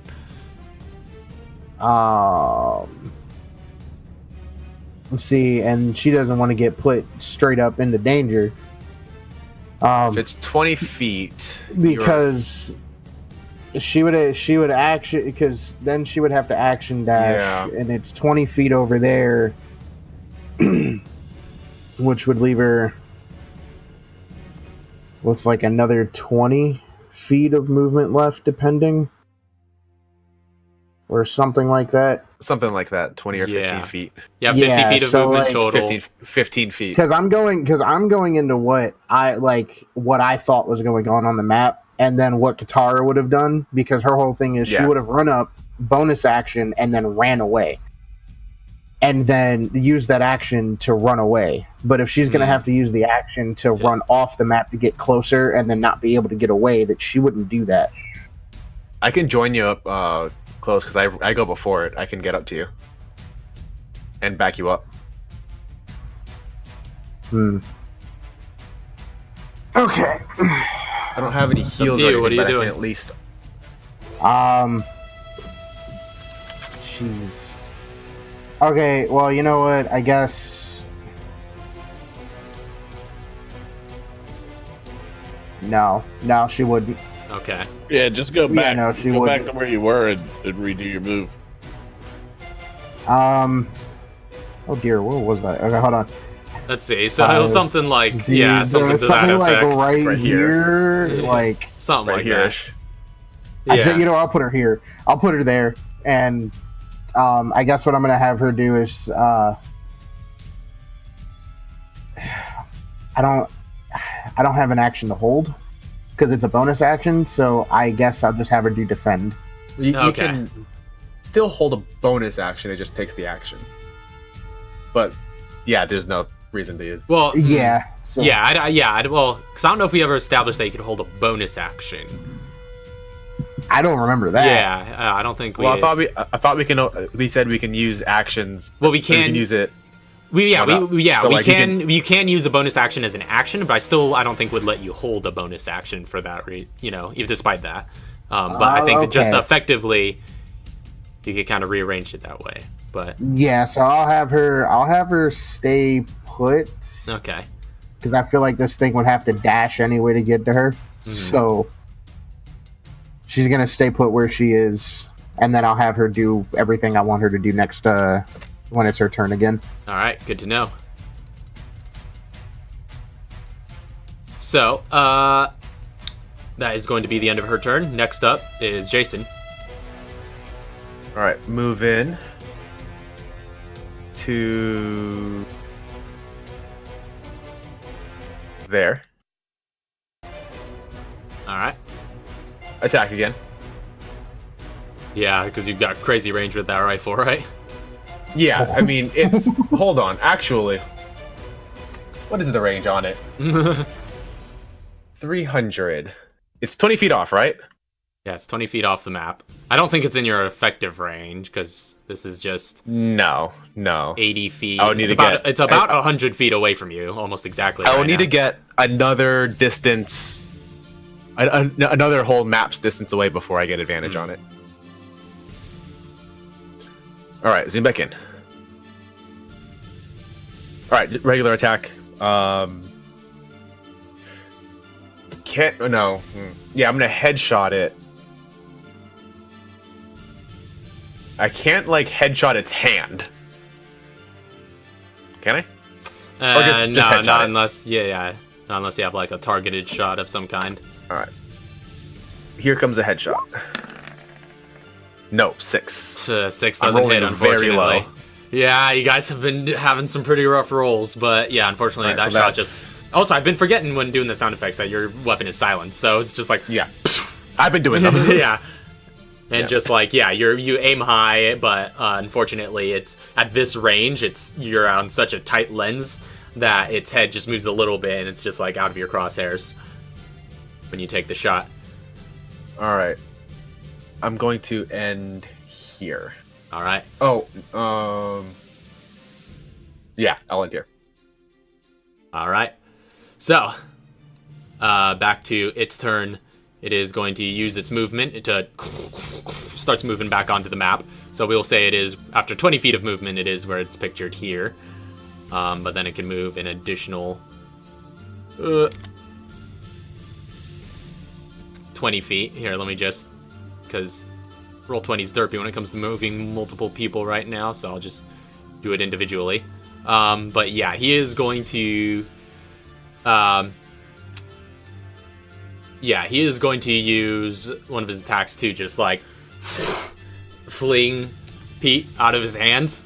So he chucks him 60 feet. So yeah, that puts you like... You're both within range. Yeah. You're gonna have a flying Peter coming at you. He just like throws him all the way across to you, Jason. Well, first of all, Pete, you suffer a death saving throw. 2, right? Because if he takes any damage. What? Oh no, 2 on a crit. No, yeah. So it wasn't an attack. No, yeah, right, you just take 1 death saving throw failure for Pete, Okay. but for you, all right. So this kills me. we'll see. I don't think it will. It's a throw. I don't know. Roll the catch. Here we go. Yeah, this is I have high dex. 20 points of bludgeoning damage to you. I'm going to... Wait, no, hold on. Has the new version of the rulebook coming out? New version of the rulebook hasn't come out, but I'll say that applies. No. This is still a ranged attack, This is right? technically range. Yeah, Oh, no. I'll qualify it. Yeah. Uncanny dodge? Uncanny reflex. Yeah. Uncanny reflex. All right. Take half. All right. So that reduces that to 10 points of bludgeoning damage. Yeah. That's still a lot for you. But yeah, he just goes... And he just goes flying practically in a straight line with very little drop across My that uncanny gap reflex? over to you. Yeah? And in my uncanny reflex, like, I jump in the air, like, grab him, and the momentum of him hitting my chest flips me over, so I land back on my feet, and he's in my hands. Oh, nice. I dig it. Yeah, you just, like, do a full backflip and then just land and set him down. All right. So, but yeah, if you use this action to do that, it actually can't use any more movement after that. So it's stuck right there for now. But back up to the top of the round. Pete, I need another death save. Oh my gosh. 20. Bobbled. Why does it do that to me? So that's another fail. So you've got 2 failures at this point. 2 failures, 1 success. 1 success. All right. So now on to Katara. Cool. 30. Regular cool, movement 30. speed for you? Yep, regular movement How speed. petty. And I'm going to go through and use that green Okay. and just heal up Pete. All right. So that's... You don't want to mix a yellow in that right quick? What's up? You don't want to mix a yellow in that right quick? Do I have a yellow? I think technically you I guys- do, but I can hand it to you. I don't know if it's an action to mix them, or I if it would takes longer. say Because that's a craft, right? technically is a craft, but it's a very simple one, so I might allow it as an action. Yeah, she didn't do anything last time. Maybe she did the last round. Yeah, okay. I mean, is that what you want to do? That puts me at 30, 40, 50. Yeah, why not? You know what? Why not? I'll go ahead and do a craft real quick. Hand that over. Okay, yeah, Give so him the yellow. And then yeah, Jason hands that over to you. So go ahead, yeah, make a quick intelligence check. That succeeds. Yeah. So Wait, no. Because this is a green. Yeah. So that would technically be mixing 3 things. The DC would be 10. It's Yeah. only 5 Oh, for I mixing 2 things together. Oh, Right, I because didn't know that's that. true. Okay. So it doesn't succeed, but you No. still have your bonus action available to use it. Okay, yeah, I'm still gonna heal you though. Tried. Tried. I Yeah. mean, tried. I mean, So you got 10 hit points for Pete. and then 30, so 30, 40, 45, 50. Yep, bye. All right, I'm Pete, moving. you're just like, psst, and you feel the herbs start to do their work, and you feel reinvigorated, and you feel like you can stand back up on your feet now, because you're technically prone. Yeah, I didn't rotate him yet.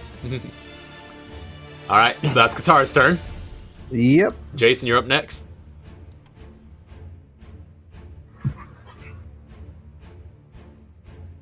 All right. Just making sure I've kept track of my bullets right. I'm going to.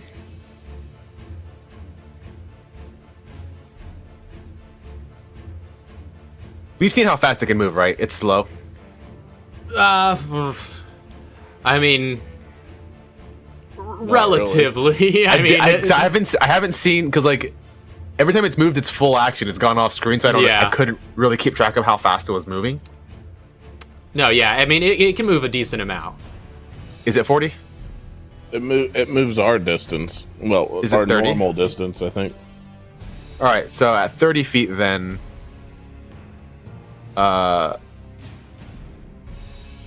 It's an action to drag somebody, right?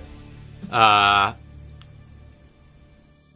it would. It would be an action to get a grapple of them, yeah, and then half your movement. All right, that's all I need to know. I run this way. Okay. Rifle. All right, fire another shot.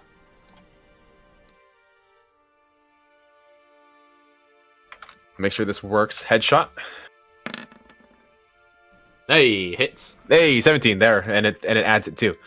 So, headshot, and no sneak attack. 30. Okay. So yeah, you put Man, that. those grenade rounds. It seems like a lot of damage has gone in, and it hasn't gone back down yet. Mm-hmm. So you fire another round off into its head, and yep. Is that going? And that's the end of your turn. Yep. So this big guy is going to. I'm gonna actually bonus action dash on my last. Okay. Because I haven't used it. Yeah. So back up to the Gigante's turn. It is going to. Oof, it's gonna have to use its dash to get anywhere. So it still doesn't have any attacks to use against you guys, but with a dash it could get right there, as it just like. Or rather, it could get one further. It'll be right there. So you're both within reach. But yeah, it just like just saunters around the hole and starts making its way down towards you guys. So that is going to be the end of its turn. Back up at the top of the round. Pete, you're up. Half movement speed to stand up, right? Yeah, and I think no, you're not halved because you're a soldier. No, I'm not halved. Yeah, so you only have 1 point of fatigue. Could I play it as I'm shooting before I stand up, though? Sure. Yeah. I'll just roll over, and then I roll out, and then I'll start to run from there. Yeah. I'm not sure if it's this way in regular 5e, but we do have it in this homebrew that prone only gives you disadvantage on melee attack rolls. So, and I think it was for that reason. I mean, if it gives me disadvantage, then I'll stand up. No, yeah. I'm saying you don't have disadvantage, even if you did. Yeah. So, even if you did shoot while prone. The order of which we can say if we need to, exactly. You stand up. It doesn't matter. But flavor wise. Yeah, flavor wise and mechanic wise, there are no penalties. Okay, so headshot. All right. Also, are you gonna have to reload those pistols at some point? Here soon, yeah. Okay, I'm just making sure you're keeping track. Yeah, no, I'm keeping track. I have 4 bullets in one and 6 in the other. I had 14 to start in both guns, and I'm using them. Alternating to my advantage. Yeah. I'm doing the 2 shots or the 2 attacks with this one attack, and then I switch them 2 attacks with this one with that one. So I'll be 2 and 0 or 2 and 2 by the end of this round. Okay, good to know. So can I see the thingy sticking out of the back of his head right now? Can I headshot that? No, it does not. It seems to have receded completely inside its body. Oh. Can I disarm it? It's currently not wielding any weapons. Can I disarm it from the thing that's inside it? Is what I'm getting at. No. Disarm it because I'm shooting it, which is using this thing as a weapon. Unfortunately not. Well, because it's not really a weapon in its use anyhow. But yeah, hits. Also hits. Hey, you got your groove back. I'm up! All of those hit. So go ahead and roll your damage. These were all headshots, so... Oh, yeah, I should have clarified all that. Well, yeah, I think you did say that. Yeah. Oh, okay. We are looking at 60, 70, 82. All right, so you're just getting up and just like lighting up the back of his head as it's moving along, and the side of his head as it's turning around, it's just like... And just like trying to block its face now after taking all those hits. It's looking quite staggered right now, but hasn't quite fallen again yet.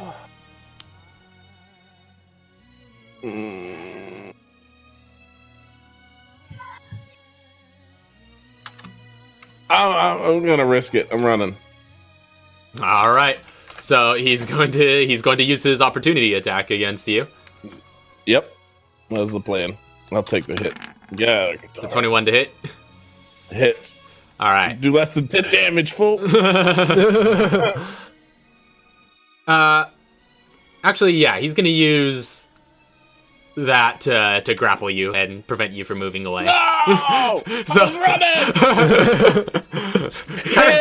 kind of looks like you're right in his shoulder there, but yeah. I'm on his parrot. Yeah. Little parrot. So he just like grabs you, and you're currently being lifted up in his grasp right now. You see the grass ground just like getting smaller beneath you. Yeah, you have quite the bird's eye view up here, but...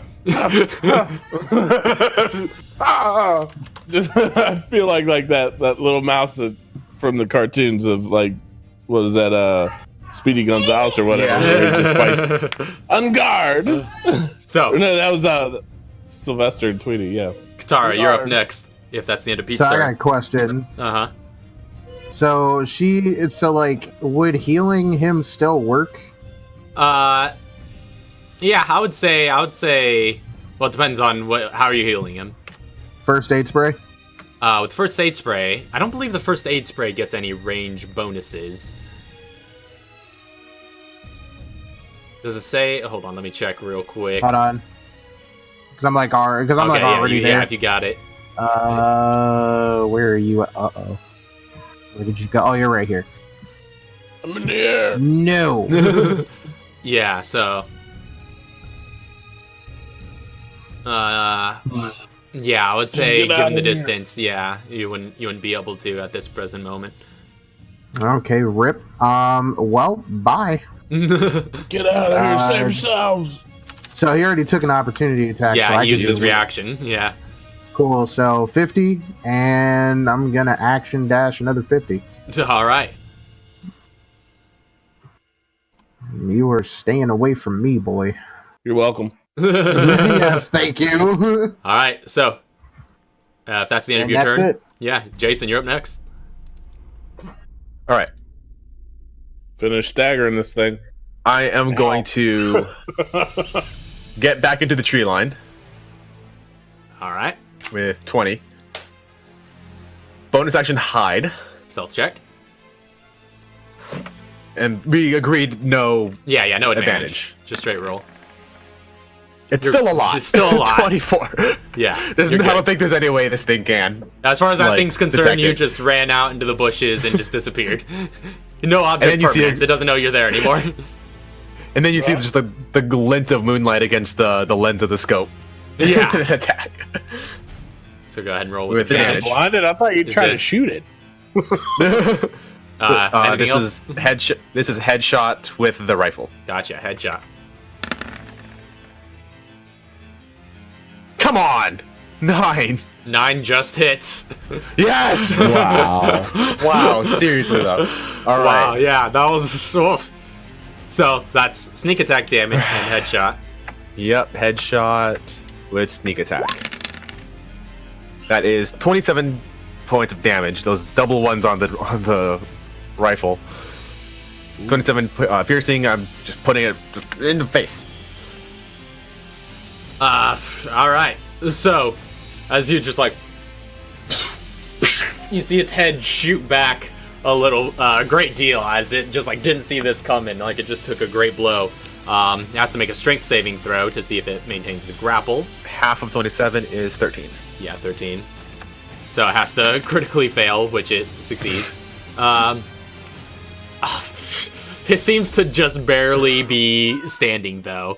Like, it doesn't even know how it's still standing right now. It is just dazed after taking that shot to the side of the head, and it doesn't... Man. Yeah, it doesn't even know. I wish I still had my knife, so I could throw it at it, critically fail, it bounces off and lands in that hole. Alright, that's my turn. Can I make a request that this thing just carries me the rest of the way through the battlefield? It's like I'm his friend now. Like, yeah, see if you can charm this thing with your charisma. Yeah. Can I try to charisma it real quick? Actually, it has such low intelligence, it'd probably be more like animal handling. I mean, I could give that a shot, but that's a negative. Like, super negative for me. But I could intimidate it to not hurt me anymore. Like, stop hurting me! Bad! Stop! Bad! Bad Gigante! Bad! So the Gigante is going to, on its turn, which is up next, going to use its movement to get up here. And, Hey, don't throw that at me! It's thinking about it. It knows where you're going now. It did see me. The glint of the scope gave it away. It is going to,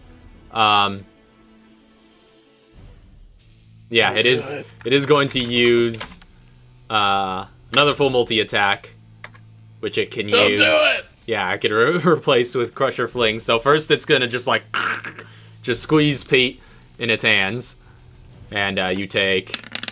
It's technically possible for you to survive this, but not likely. That's 28 points of bludgeoning damage to you. So. You're, I believe you're down again. No! That's your second broken rib. Yeah, so broken rib. As it just like squeezes you in its hand before chucking you into the forest 60 feet, which, yeah, it's gonna hit. Oh, here we go. Jason here. So you take, you suffer a death saving throw, Pete. So. Oh, already? Yeah, just from the damage of getting of this throw. You technically every time you take damage. Yeah, the equivalent of I thought it was all still considered the same attack, so I wouldn't do it. No, yet. No, it's not. I don't understand that yet. Yeah, so yeah. So that's 17. This is the first time. Yeah. Yeah, I guess. Yeah, you don't die too often or go down too often. Well, but I mean, like I don't die and get thrown around. Like, wait, no, didn't you? Who was that? Peter. I think you're thinking of Mike. Died and got thrown around. Okay, yeah. Yeah, that was Foster. Yeah. When Mike got Foster was tossed around. So that's 17 points of bludgeoning to Jason. I think Emil also got tossed. Uncanny reflex. I'm just gonna jump and like catch him and roll out at the end. Okay. Yeah, so you jump in and like it's jumping backwards against with you. it. Like, yeah, you just like barrel roll and just across the grass. Half of 17 is that's gonna be 8. Oh. I don't know why. Yeah. 8 I points added the wrong bludgeoning damage. All right, that's cool. So, it rounds down. Yeah, always round down in 5e. Unless specified otherwise. Yeah, unless specified otherwise, and that's going to be the end of its turn. That's all I could do. So back up to the top of the round. I need Pete to make another death save. Oh, I wanted to kill it. I wanted to just shoot it right in the face while it was holding me. Damn it. Couldn't we be friends? Nope. That's another fail, so you got 2 failures. Mark that off. Yep. And at the end of at the end of your turn, that's going to bring us back up to Katara.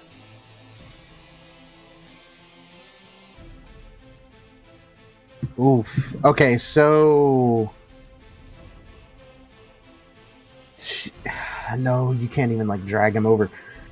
If you hand it to me, I can use it on my turn because I still for it. Okay, hold on. Just gotta mark this out. So that would be that. And then I have to action. So 10, 15, 20, 21, 30, 35.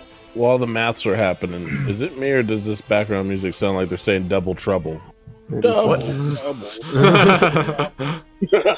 don't know why. That's all I can hear right now.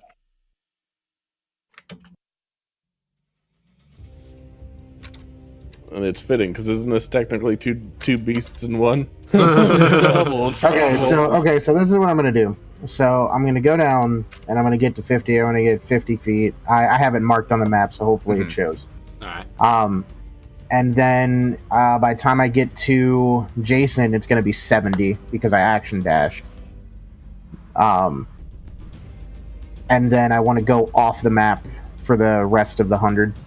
Or, well, for the rest of the however much I have left to make it fully 30. 100. Yeah. Okay, so you're getting down to them. Getting down to them and then handing off, because that's a free action, right? That's Yeah, just yeah. like, here you go. Yeah. So she's going to go down and then just like pass and then just get off map. All right. Oh no, she actually went off map. Yeah, she did actually go off map. She's gone. Peace, bitches. Oh, can I? Oh no, I can't control Z that. Can you? If she's still selected, can you use arrow keys to like push her back? Okay, there we go. Yeah, there she is. Okay. Oh yeah. So we'll just. She's like 30 feet off the map. Gotcha. So that's the end of Katara's turn. Yep.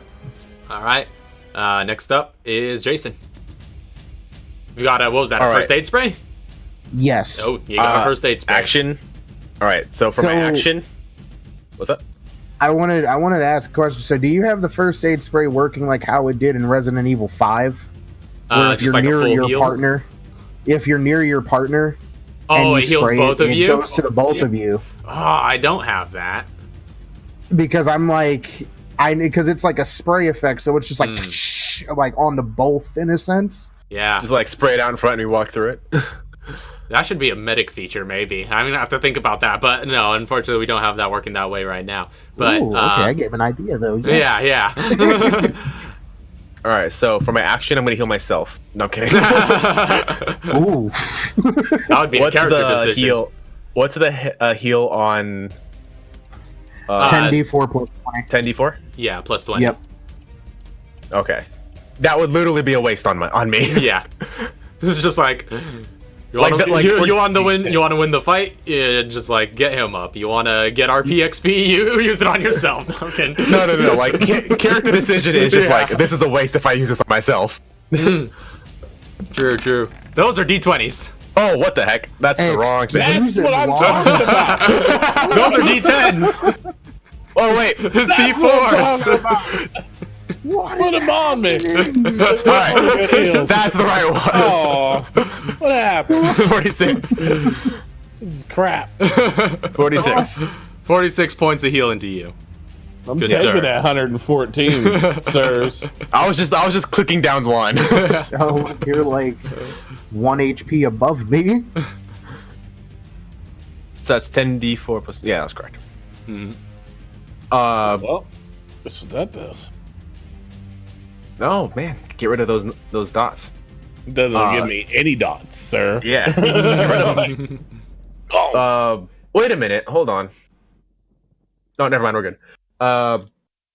Bonus action hide. And I'm just gonna like move over there. Stealth check. Don't worry, I got this. I got more health. He can grab me 17. again this time. Whoosh. You're out of there. I'm hiding in the bushes, and I can't do anything else. I can't attack out of this. All right, so that's the end of your turn. Yep. All right, the Gigante's turn is up next. It's gonna use its movement to. I'm just rolling around in the bushes. Yeah, you're just rolling around down there. It's looking around, doesn't see anybody else. Katara's off somewhere else. It's just like, it sees you moving, and it's just like a little annoyed that you're somehow still moving after all this. So it's gonna go ahead. Can I be like taunting it, like, oh, hi, mommy, like, at this point, you missed me. You missed me. You're just delirious. It does have advantage technically since you're prone. So You have a double concussion. But now I'm taunting it now. So yeah, it's a 20 to hit for the first one, and a 16 to hit for the second. No, first hits. Okay. Second one does not. Wait. Right. Second one does. Right, because Pete's Because it AC is matches. different, yeah. Yeah, it matches it. Oof. There goes all that health you guys been giving me. But you're alive. You are alive. So, For now. first hit is 30 points of bludgeoning damage. And second hit is 20. This is just like... Yeah. Right back down to 0. That's like half of 114, right? Wow. Yeah. Ooh. So, that's it pretty much just like pounds you back into the ground. Yeah, that is going to be the end of its turn, though. Back up to the top of the round. I need Pete to make another death saving throw. Man, you're making a lot of these. He's just like, ow, ow, ow. That's a success. 13. And now Katara's up next. Oh, listen, I don't know what to do here. Kill the damn thing. With what? It's so dead. If I would have been able to shoot it in time. So We literally just need to touch it. I understand I'm like 30 feet You're- away. Yeah. Or how far am I away from this thing? You said you were like 20 feet off the map? Or 30 feet off the map? 30. I think Yeah, Yeah. so you're... Yeah, 30 so feet. You're... because it was 70 to get to me. Yeah. So it's about 40, 45 feet away from you. Oh no. I want to at least get within a decent amount of range to see if I can flame spray it, and if not, just get back off the map. No, yeah, you could That's get... exactly right off the map. I think. Yeah, that you could get move about 30 feet, and you'd still be Okay. off the map, and you could hit it. Well, you'd be about right here Okay. in this square that you're currently in. But yeah, you could hit it from Okay, there. cool. Yeah, we're gonna see if this. Oh, Proficiency that's bonus right. went up too, so you. Yes, it did. I Slightly gotta better change bonus. that on the sheet. I gotta change that on the sheet because it didn't update. Yeah, that hits. Don't bother rolling for damage because it's like, Okay. and just like as the flames reach up at it, as it's like in the middle of smashing Pete into the ground, you just like walk up and just burn it. And as the fire travels up its skin, it's just like it backs up and it roars, and it just like holds onto its head again. It's just like begins shaking and just like falls down onto one knee, and out of its back again sprouts this massive parasitic creature. So, that's going to be the end of Katara's turn. Yeah. Next up is Jason. I want a Widowmaker this so badly. Maker. So what I'm gonna do is I'm gonna run up it. Okay. It's 25 feet to get to its center. I'm gonna run up and like jump off, do like a front flip, so I'm upside down, take the shot, land on the other side, and keep running. Yeah. All right. Make a quick acrobatics check. Yes. No. Nine. So I have such high proficiencies, and I've rolled 2s and 3s on all of them. So you just like get a running start, like jump off of one knee, flip over it, and attempt this maneuver, but you're going to land prone on the other side. But go ahead and make your attack midair. With advantage still, because it's still incapacitated. It is stunned. Right? Yes, yeah, it is technically stunned. Or that's what it is. Yeah. Incapacitated doesn't give you anything on its own, but Okay. it Well, is full on stun. Yeah. Okay. I didn't know whether. Yeah. What So it exactly was. Headshot. Oh yeah, that's So, it. oh, It's paralyzed. dang it, I did the What does it? wrong freaking thing. And that misses too. unfortunately misses, yeah. Alright, I'm just gonna sit there.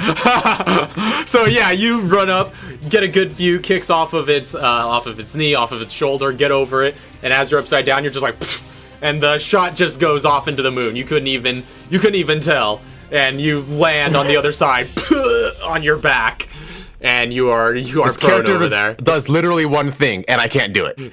I can't get up unless I dash because I used all my movement.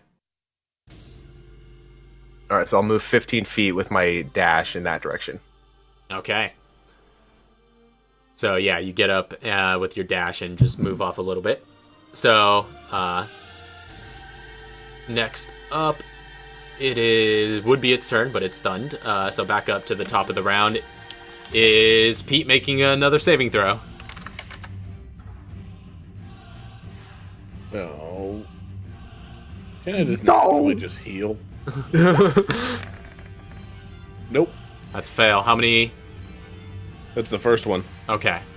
Right. For this round. Healed again. Yeah. No, I just literally went down. It's my first saving throw and I failed it. All right. Yeah. For this downed round. It's like its fourth time around. I got 3 little tags on me because I've tried this is the third time I went down. Save my body, at least. You're just like all mashed and mangled.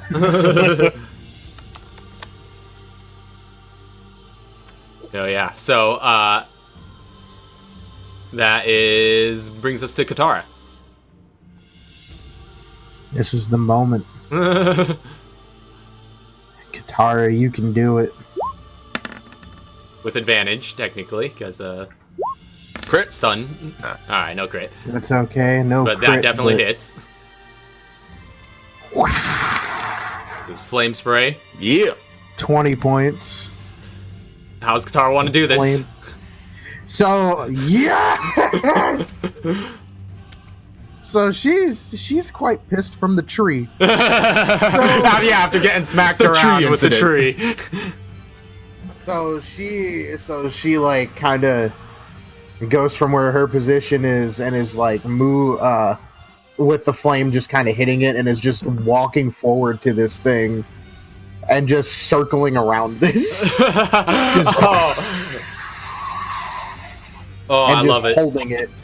Yeah, so you're just like the equivalent of holding down the trigger just with your canister, shooting out a streak of flame up towards this parasite, and you hear just like this kind of, I don't know, vocal squeal out of it as you're engulfing it in flame, just like, and it is just like, you see it, just various sacs along its form start to burst, and just like brown sprays of just pustule coming out, and as the flames engulf it, it eventually just becomes this just like straight just totem of flame that is coming out of its back, and you see the flame just start to descend and catch fire on this creature's insides, and eventually it just explodes into a bunch of brown pus, and the Gigante just like reels back, and after staggering for a second, just falls backwards onto its back and just collapses in that place.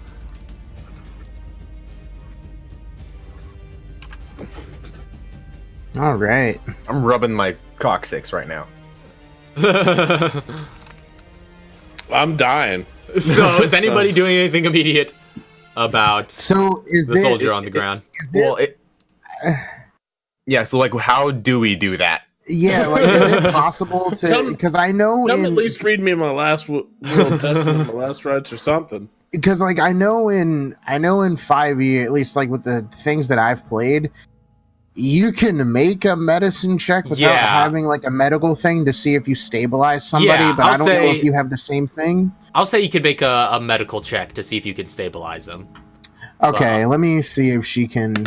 Otherwise, will I you would inflict a fail if they fail? Oh. It won't inflict a fail. Okay. But unfortunately, like messing around with it, you can't. Oh, can I help her? Oh, are you helping her? Yeah. All right. Well, you have advantage then. But you would have to be over there. Yeah. Okay. Cool. Okay. Yeah. I'll say with that you could stabilize him with your allies' help, and just you both and you have as an agent some training in field dressing, so you give her some instructions, and you combine it with your biological knowledge. You're able to do a basic rudimentary patchwork. Probably have to tear off a little bit of fabric for one of you guys. But I'll take it off my jacket. I don't think she's touching her clothes. All right, yeah. So you just tear off a little bit of Jason's sleeve and manage to put together some tourniquets and some basic dressings in order to stabilize them. I'm gonna roll something really quick. All right. Since he just tore off my sleeve. On a... It's something will happen on a 2. All right. 2 or lower? No, on a 2. I'm rolling a D2. Okay. 50-50. We're gonna see that bionicle arm that you actually have. yeah, that's actually it, yeah. Okay, yeah, we're good. All right. So, we'll say Pete, you I'm are going sleeveless. because technically in this, since this is Resident Evil emulating, you're not technically unconscious at 0 hit points, but we'll say you're barely lucid, but you're just super woozy and punch drunk to the point of incapacitation. So you guys will still have to drag him around, but he's not making saves. Is it old school dying now, where he can move and he can talk, but can't do anything else? We'll say he can like, he could crawl still technically 5 feet at a time. But we'll say he could talk falteringly. So at your discretion of what that means, Doc. Katara, help! I'm not saying nothing. Just hey, over here, over here. I need a heal. Katara all you hear is mumbling, Chauncey. As he just crawls away. So is it possible to attempt to do like an investigation to see if I can find anything around, like in this like forested area that could potentially be an herb? Maybe. That would be a survival check. It's also pretty dark. I couldn't tell the color of the herbs when I picked them up before. That is true. Oh, okay. So like if we did find it, like, that's true. We wouldn't know. Yeah. See, like, because I don't want him running around like that. Because I don't think anybody wants him running around like that. Like, I need him like man on a mission. around. Now that that's done, I'm stagger walking. You know all what? the way to this prison door. I'm ready to go. I'm hitting Psycho Stem real quick. Oh, there you go. Screw the darkness. She just knows. Stem. Smell that green herb. So, what's in this area potentially? So, I'll say with a Psycho Stem, if you're expending a Psycho Stem, you just, your senses sharpen, and all of a sudden, you can discern. You see colors where there weren't colors before. Have you seen this image of this dog who's just like freaking out on this couch, looking at the TV? He's like, dude, I can see colors. That's Katara right now. But I'll say with a Psycho Stem and just frolicking through this forest, you could find 1 green herb pretty easily and get that for free. Okay, cool. Yeah, so she's gonna be like, you I found one. With a little bit of foraging and that Psycho Stimulant, you're able to obtain one. She found 1 green herb and a bunch of daisies. So she's like, I found one, and then just runs over. And might as well yellow herb that, right? Since we didn't use it in the fight. That's true. Yeah, because of the double I'll herb. Yellow herb this. Yeah. So D20. That's a success. So what? Yep, yeah. So you combine those 2 herbs, so you kind of mush them together and get a green-yellow mix. So she like runs over to Pete. She's like, "Hey!" You catch up with him. He's crawled a good few feet since you last saw him. I'm just like walking next to him, just like with my rifle, just looking around. And then here's the. So you get 5 hit points back. 5.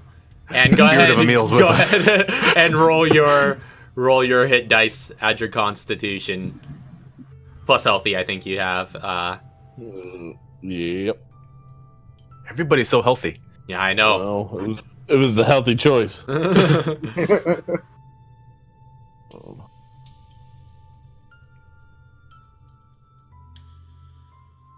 Healthy probably saved us though. That fight. That's a D20. Oh, wait. Yeah, sorry, my bad. Now you roll a D10 and then. No, I believe you're D12. I get to roll a D12. Yeah. I'm sorry. Yeah, but then you roll a D12 after the D10. Yo! That's what I'm talking about. 15 hit points to you, I was too. talking about. Both of you got 15 hit points today. Yeah. What does that bring Pete up to? That's number 2 over 3. Hey, we got both characters to cross the threshold into triple digits. I'm officially For the first less time than today. a quarter of the health. Less than a quarter. I was almost a quarter Actually. before. Or I was a little over. Now I'm less than. You are now less than. I'm in fine by 1 point. So You're in fine by 1 point. If you were in danger, you would still have more health than I. Oh no. So as you guys get Pete back up on his feet and back to his senses, so I have to slap him around a little bit. He's still a little concussed. You start making your way over. He has to kind of lean on one of you at first towards that large looming stone, just cold-looking prison warehouse building. And that's going to be where we take our midpoint break. So we will be back pretty soon after this. So don't go anywhere. We'll be back in just a brief moment to see where you guys barely go from here. Yep.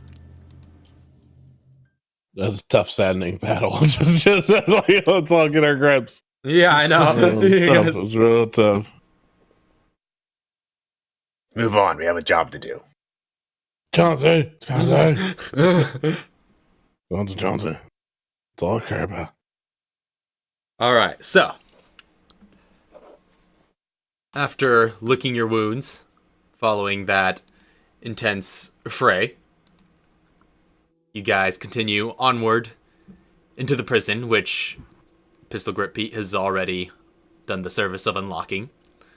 You guys kind of, Pete especially more so than all of you, limp inside and find yourselves in that same sort of antechamber I described earlier. Again, it leads into a long hallway on the opposite end, which is narrower, but you're surrounded by kind of brick-looking walls, and there's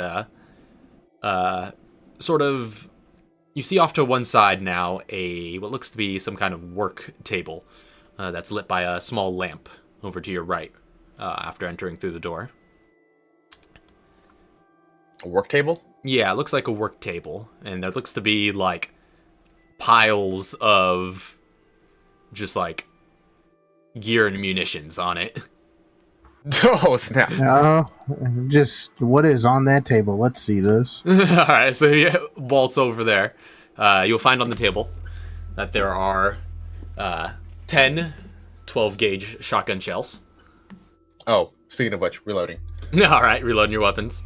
Yeah, I'm gonna wait for the ammunition to go out first, Yeah. and then I'll ask him. So you got 10 12-gauge shotgun shells, 10 7.62 NATO rifle rounds, and 6 40mm grenade rounds. I'll take the rifle.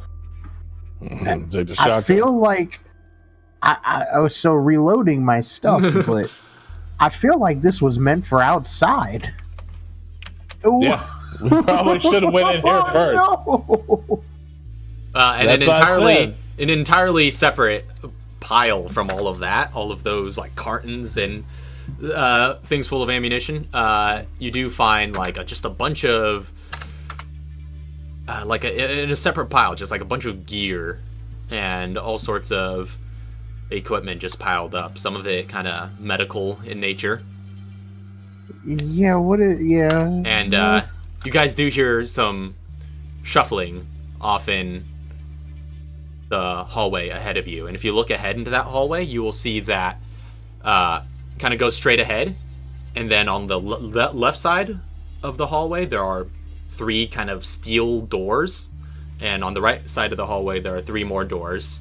And then on the opposite end, just going straight ahead, there's another door. So Katara's just like, listen. Oh my god, Al. Can we just like take a moment, maybe an hour or something before we move ahead? I got hit by a tree. A tree by that guy. twice. I got killed by that guy 3 times. You didn't get hit by a tree, Hey, did I got hit by a tree twice. did you? You know Yep. what? Then you know how I feel. Let's just sit down.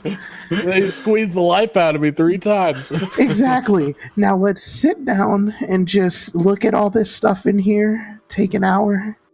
I just need to think about things. G is gonna rummage through the medical goods and see if he can find heals. Yeah, what is over there though? Because like chem fluids.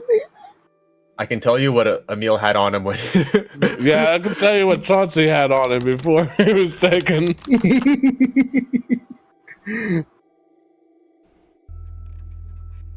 So, yeah, you rummage through that pile of medical gear. I guess I can't really much say.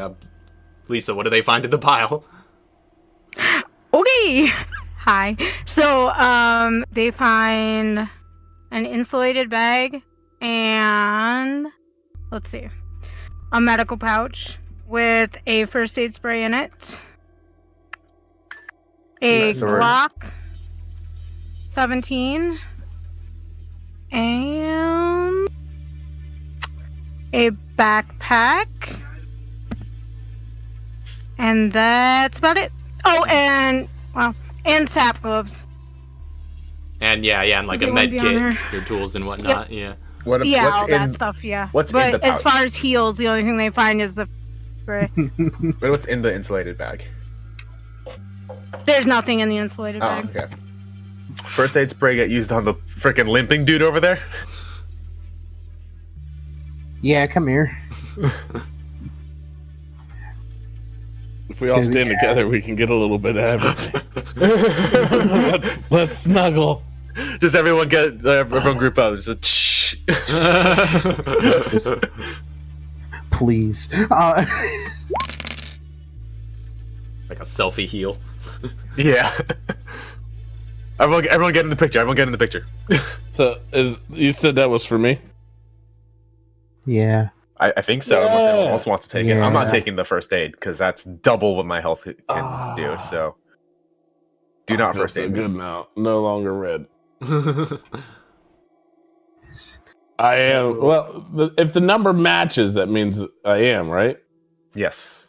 I am still yellow, though. Alright. No. You have to be under the number, rather. If the number matches, you're good. the matching number, you're good? Yeah. That's what we decided. Okay, then Is that what it was? A while ago. Yeah, I remember we had a ruling, 'cause but I keep forgetting what it was. I've decided to remember that it's over. Or like if you are the number, I think whatever's in benefit of you guys. So yeah, I would say if it is the number, then you would be on the next one up. Okay. Good. I'm healthy as an ox again. But, I'm gonna that's go the knock on doors. threshold. You have to be under it. So, for it. Katara's gonna sit down. Alright. You go knock on doors. She is like, I am not moving. I am sitting here. All right, you guys sit down. Just give me a moment. I'm gonna peek under all these doors. Okay. Well, all of the doors are kind of like, well, they're pretty easy to peek into. They seem to be cells, and they have like a kind of slit at about eye level for looking into them. So yeah, all of them except the middle one on the left seem to be empty, and inside that one you see, Lisa, if you want to describe what he sees. Well, It's not a meal. Move on. Not a meal. Move on. No. So she's gonna be like pacing back and forth. And you see a woman about 5'7", 5'6", with brown hair put up into a ponytail. And she's just walking back and forth, like hands pressed to her temples, going, "Why am I here? Why am I here? Why am I here?"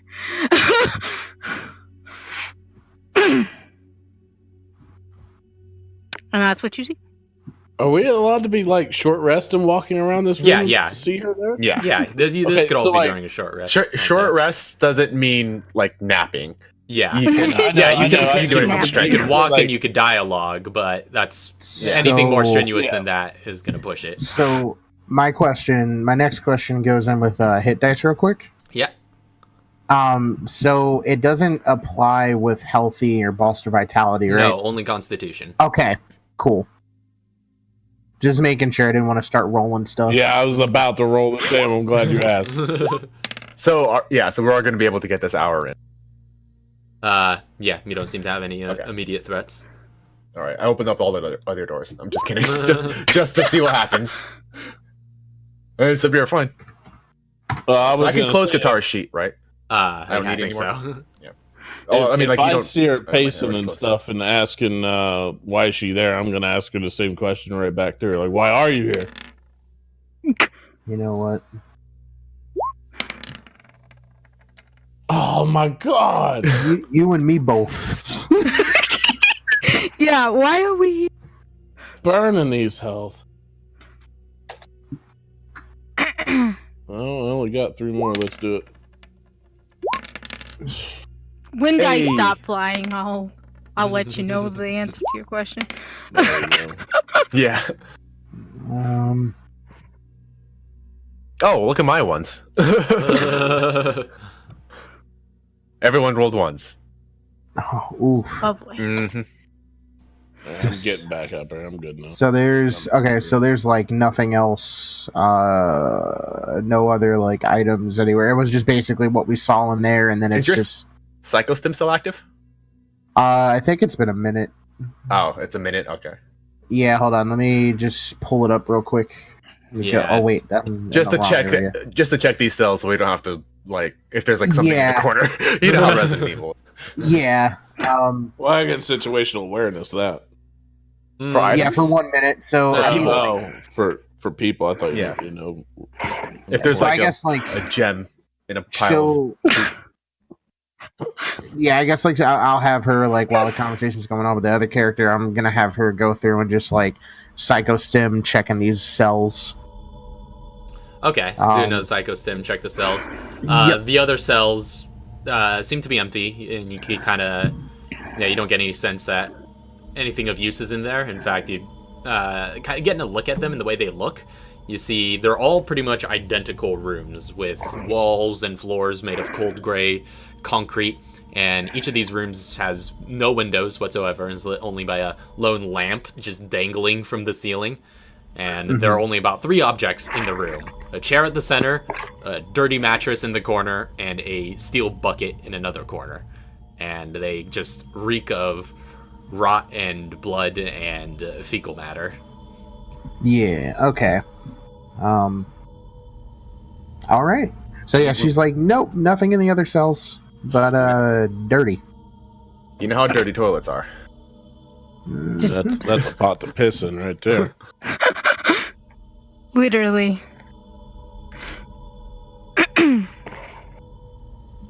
So, if Pete would have came up to the door and said that, she would have came over to the door. Well, I think if you'd let me out of here, I could do a lot more for you than being stuck behind this door. Why are you behind the door? If I knew that, I wouldn't be back here, would I? No, I think you would know. Is there any other doors in this area other than the... What? Ooh. Can I insight check her? Sure, make an insight check. Okay. Any other doors beside the cell doors, or is this just there's the room and then the cells? The 3 cell doors on the left wall, the 3 cell doors along the right wall, and then 1 door at the far end. Okay. So that's a nice insight check. You are. Wow. I thought this guy had terrible wisdom. He does, but like because I got the. Oh, you got proficiency? Yeah, I got proficiency in it. Yeah, just went up. So now it brought you up to a +1 with this level up. Yeah. Wow. All right. So getting a little read on her. She genuinely seems like just a terrified and confused person. You don't get any, nothing's setting off any alarms for you're dealing with people, and you've dealt with people in war zones where you got to be careful all the time. Well, how long have you been here? Raph, I forgot already. Technically, you can't see the sun, so you don't know. You just know it's been. It feels like it's been a long while. Yeah. Like, how many times have you used that pot? That's a judgment of a man's time. Listen, I've been here a while. pretty long while. Who are you? Well, my name is Sarah. Sarah Black. I was formerly a Larson, if that name means anybody. Nope. Nope. Alright. Alright. Well, listen. The only thing I know about this is that I think my brother's in some kind of trouble. Your brother? Who's your brother? His name's Kevin. The hell is that? Never heard of him. Never heard of him. Raph, really quick question. Yeah. How much does she know about Kevin and Emil's business? None. Probably not much. Yeah. Kevin's none. Yeah, kept under pretty strict NDA. Okay. Well, I didn't even know Kevin had a out of character. I didn't know that Kevin had a sister. Can you please just let me out of the damn cell? Qatar is just like, you're Kevin's sister. Does she know this woman? From even reputation? Oh no, you I guys don't think probably Kevin's ever haven't. talked about. Yeah. Yeah, Kevin's never talked. I don't think Kevin's ever That's talked true. about. So That's true. Can I situational awareness for hidden weapons on her? All right. Yeah, make perception check with advantage. That pot. Rolled right past the 20, but 17. Yeah, looking her up and down, she looks like a person who's been stripped, hence the gear. So it's like she's clean. Nothing that whoever imprisoned her could suspect could be used as a weapon or be used to escape anyhow. Just anything that was remotely useful has been removed from her person. She looks like she's been like searched and stripped of her goods. All right, I'm gonna do something really quick. I'm going to go over to the workbench while they're talking. As quietly as I can, I'm going to take the hand, or I'm gonna remove all the ammunition from the lock. Okay. Just set it on the table, and so there's no ammunition in the weapon. All right. I'll say make a quick. This will be kind of sleight of hand, so make a dexterity check. Hey, 26. About time you roll high with that. I know. No, yeah. So you pretty quickly and quietly managed to unload this weapon. Yeah. I'm going to return to them. It's like while they're having this conversation, and I'm going to return with this empty weapon. All right. And with that, she's gonna look over at Qatar and go, "You know my brother, huh?" yeah. Yes, I'm sure. I do. I'm sure you knew the little girl. The girl used to hang around too. Mm-hmm. Well, it looks like you're straying a little far from your herd. If what? Cut out. She said you're straying a little far from your herd, if you know what I mean.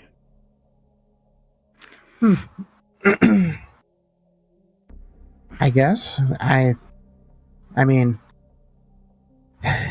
kind of out here. I was kind of out here for a different reason, but now we're here for another reason. But yeah. Yeah. Well, how Is much? the door locked? Not from the outside. It looks like it could be opened pretty easily. Okay. I was gonna say though, like whenever I was looking for her weapons, once I realized she didn't have any, I would have opened up the door. Can I, if he opens up the door, can I just walk in? Okay. Yeah. So Pete, you just and as you turn the door handle, you hear something unlatch within, and you're able to open it up. And upon opening it up, you do see there's no handle or anything on the inside of the door, only on the outside. But yeah, you open it up, and Jason, you're able to walk in. I'm gonna point her Glock at her. Just, who are you? My name is Sarah Black, formerly Larson. Don't know why I'm here. All I heard was something about my brother. That's all. I don't know why I'm here. What? But why are you here? I don't... Not the cell. The Feliciano Manor. She knows she was taken, right? Well, clearly, but...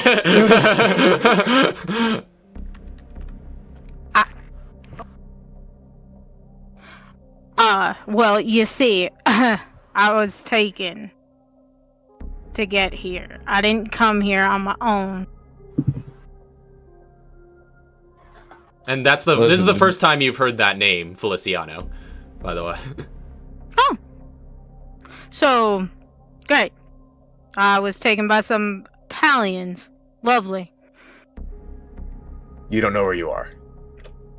No idea. Can I trust you? Well, I guess that's your choice, isn't it? He's going to take the handgun, look inside, and just rack it, and hand it to her. Okay. And then turn around and face the door. She just kind of looks at the gun, puts it down on the ground. She's good. And we'll leave the cell. Sarah leaves the cell as well. All right. Have you seen anybody else come through here lately? Have I, Raph? I mean, I gave you all this info. I know, but you didn't say anything. I said there was one person that you've interacted with. Okay. And that's it. Okay. Well, somebody brought food. That's all I know. One person. Did they say their name? They didn't talk to me. Do you see anybody else come through here? Maybe not talk to you, just come through. Nope. Is there any other doors in this area besides these 6 cells? I wouldn't know. No, I mean, I'm talking to Raph now. Oh. I already asked. Yeah, the Jason one that already leads back. searched. There's just the 6 cells are Deeper. empty, and there's one door that's not a cell. That's at the end of the hall. I'm gonna go through it because I'll cover you, but I'm on a mission. I got things. I got people I gotta find. Get dressed. Who are we looking for? Your brother. Why would my brother be here? Why are you here? Nothing point. makes sense, but we have to find him. Let's go. Good point. Well, let me grab my stuff and we'll get going. All right, so you could take a few minutes to get your gear back on you, and I'm assuming this is all kind of happening towards the end of that hour of rest, or are you guys just gonna, would this be kind of at the beginning, and then you just rest a bit longer before going on through that door? As soon as our rest is up, I'm going. Okay. Yeah. So you sit around a bit longer, recover yourself. You're like, I want to go through that door, but so because technically, catch my breath. Yeah. Technically, hit dice and stuff that doesn't take effect until you've finished your rest. Yeah. So that's what I was saying. Yeah. As soon as it's ready. If we're finishing up the rest after that conversation and she's getting dressed and we're all just sitting around, can I check out that door real quick? Just the looking, far end door? Not going through it. Okay. Is it locked? And is there anywhere I can stick a optic cam through? Ooh. So it does not appear to be locked. Okay. And it doesn't doesn't seem to be capable of locking. It doesn't have any mechanisms for it on it. Oh, okay. But there is room beneath it, enough room to stick a optic cable through. Yeah, just real quick. I just want to see what's on the other side so we can be prepared before we go through. So as he's optical cabling though, like as soon as he gets a good visual, like Pete's gonna just like open up the door and be like, "Oh, it wasn't even locked, bro." as soon as you retract it, be like, if it's all clear or not, I'll be like, "Oh, it wasn't even locked." So looking through the your little monitor, you do see on the opposite end of this door looks to be a room. The sort of surrounding brick walls are all covered in spikes and various blood-stained tools, and there are kind of chains with hooks at the end descending from the ceiling. You see 2 brick pillars rising to sort of support the ceiling, just left and right of the room's center. And there looks to be a wooden table in one corner that seems to have a couple of items scattered on it, and that you can't see too clearly from the low resolution. But you also see on the opposite side, on the opposite corner from that wooden table, a low steel chest with a padlock. But in the center, directly opposite the door, against the opposite wall, lies a chair. And in that chair, seemingly asleep, sits a tall, muscular man with a bald head, wearing nothing but weathered black pants, and it looks to be something on his hands or something that you can't quite see clearly through the optic cable, but they're just sort of resting on the sides of the chair, but there's something on them. All right. We're like, as soon as we're done, it's just like, as soon as he takes a look at it, he's like, "Torture room, someone's in there." And then Pete walks in. I'm pulling the door open, and I got the shotgun ready, and I'm about to blast something if it moves. So Katara's just staying back. She's Sarah. like, I'm keeping a decent distance. Right. Sarah, you have any friends here?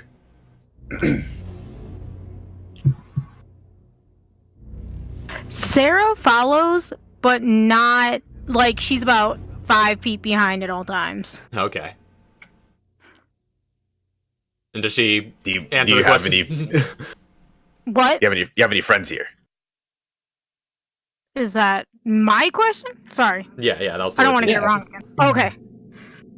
No, not that I know of. I was the only one that was taken, as far as I know. All right. Well, as you can see, Pete.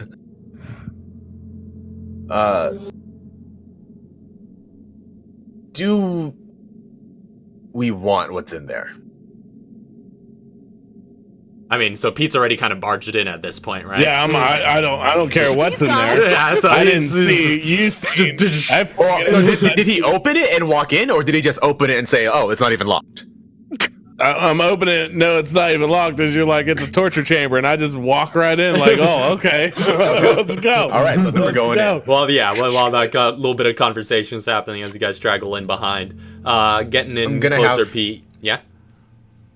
Weapon trained on the thing that's not moving. If it moves, I'm gonna shoot it. Okay. So getting in closer, you see this same figure that I described before, but now getting a closer look at him with your own eyes, you see, like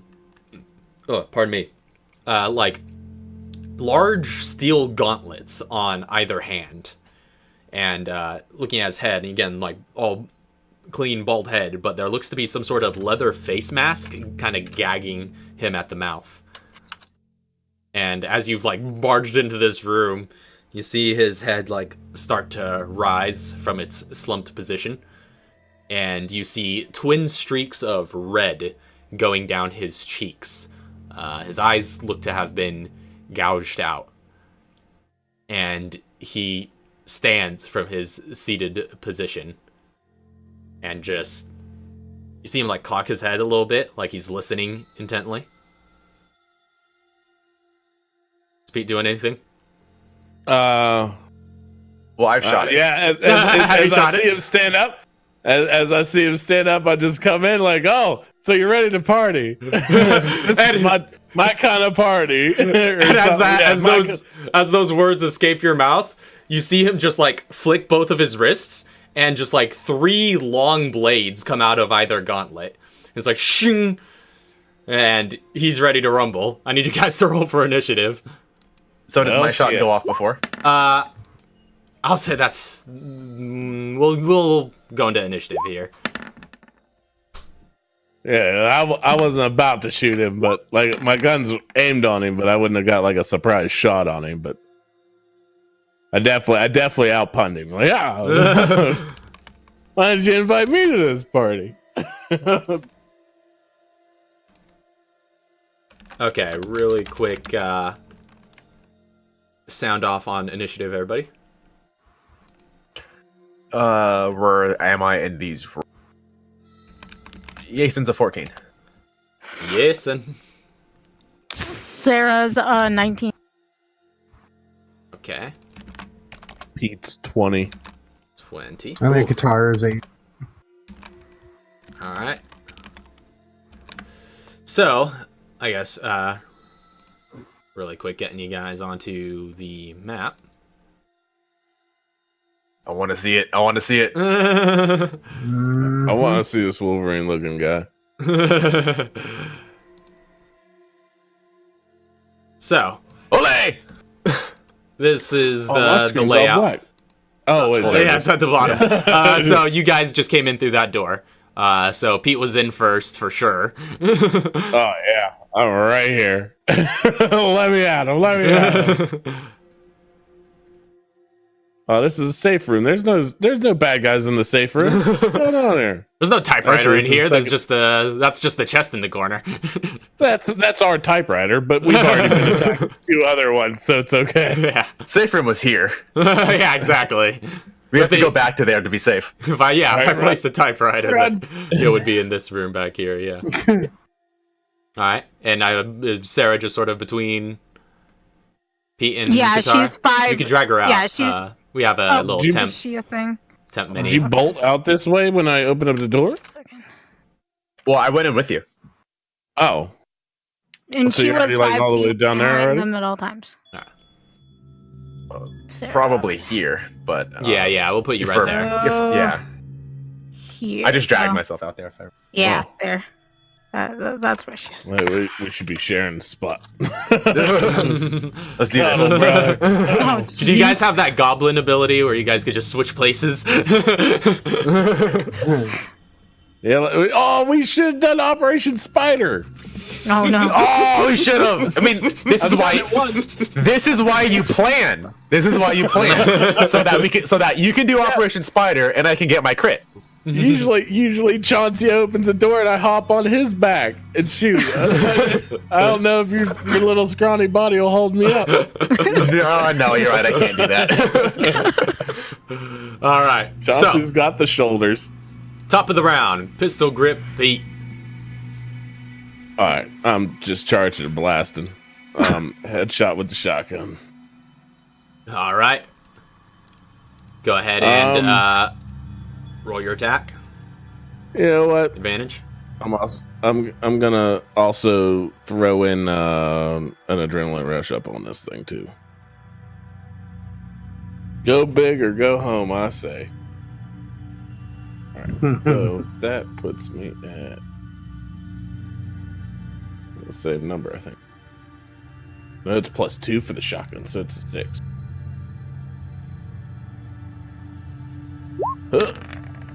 Looking for advantage.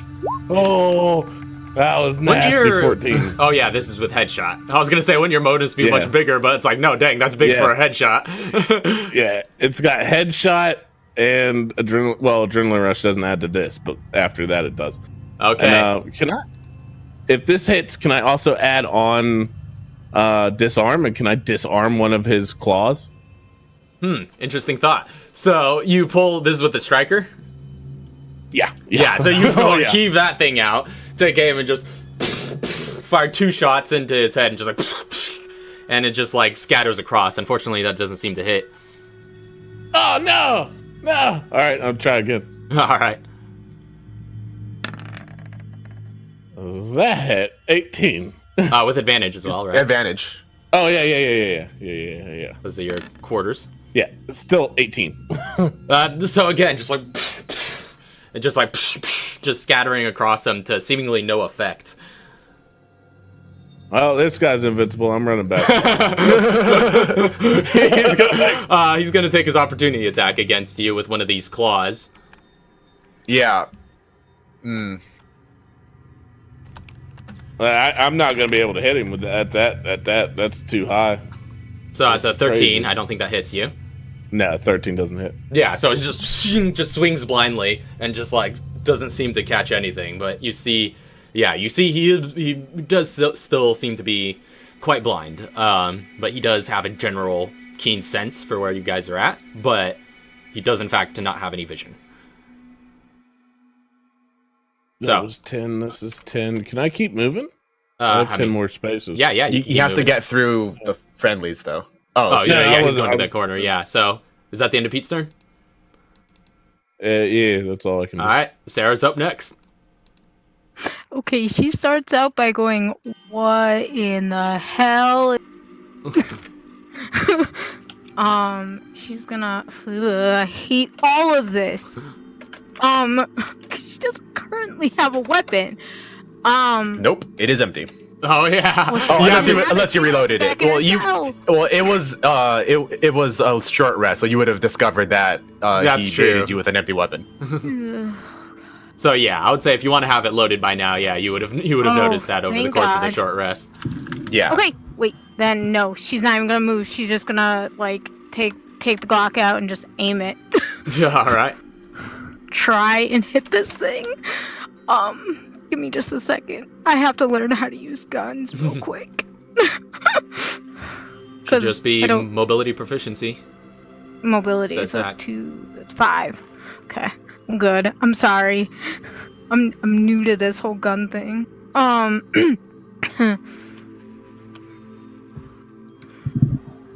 Sarah's not new to it, but nope. Yeah, so unfortunately, some results just like shooting square in the chest and it just doesn't seem to phase him. Jesus. Okay. In that case, can I run? Well, let's see.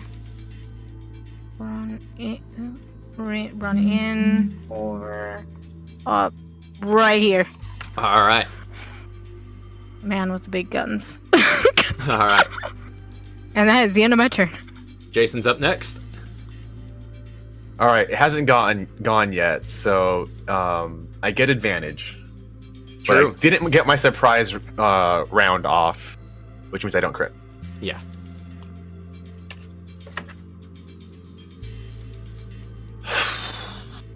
$18 didn't hit. 18 didn't hit, but you do have advantage. Yeah, but I'm not gonna headshot. I'm only gonna +3.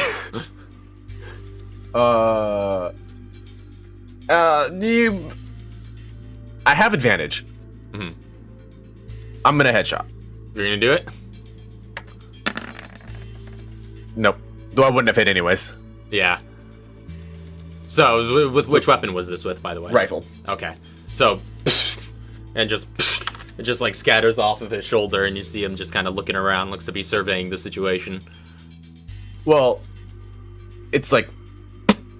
Yeah. That was suppressed. Was it? Okay. Yeah. So Just like hefty suppressed. Yeah, hefty suppressed. Right.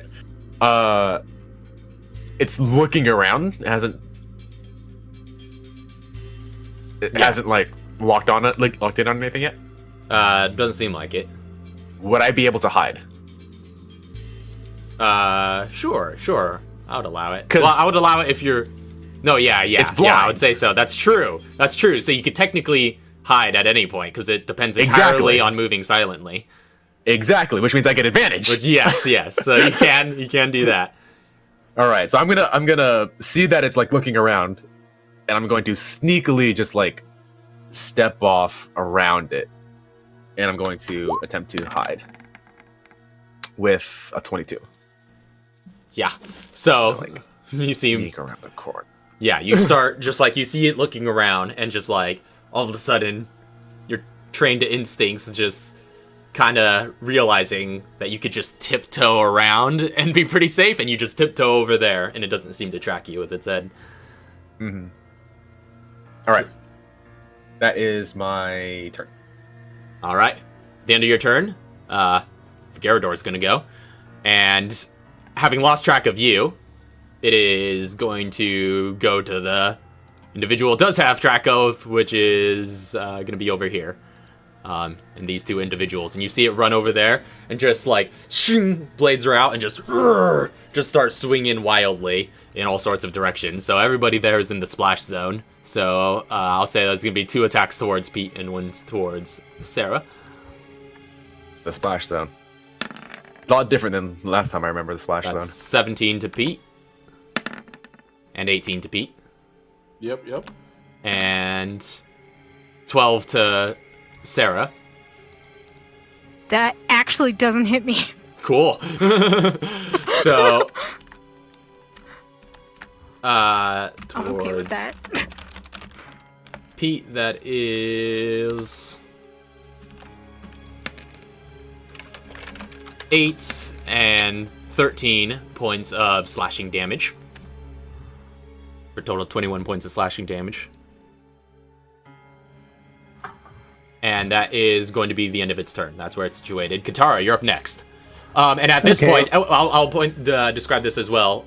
As it runs up and you see it start slashing at your allies, Jason, you see a clear view at its back, and you see like this parasitic organism just latched onto its back, just in clear view in front of you.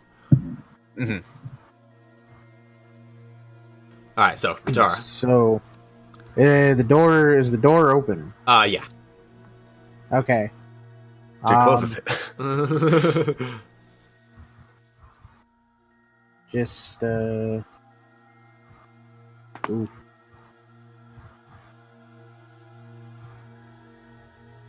Oh wow, rip. Okay, so I guess what I want her to do is like move. No, I don't want her to move into the room. You know what? No, I'm gonna have her shell skin. Okay. I'm gonna have her shell skin and get that up. So you're just... Yep. Let's crawl up your skin. AC's up.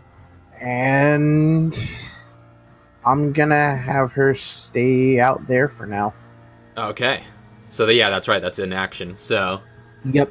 Alright. Holding your position. Next up, we go back to the top of the round. Pete, you're in danger. No, I'm not. Well, it's your turn. I know. I'm ready. I'm not in danger. Well, you're not in danger in the hit point department for sure, but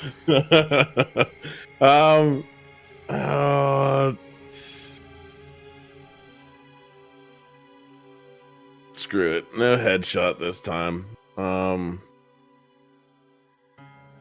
11. Yeah. 9 and 11. Yeah, okay. good thing for advantage. Yeah. 20. 20 hits. So as it's like swinging at like you get clipped by a couple of attacks, but as you do, you kind of see as it over rotates bits of that parasite on its back, and you have that thought after the enemy you just encountered before, and when it turns to swing on Sarah, it like exposes its back fully to you, and you just like put 2 shots in it. So go ahead and roll your damage.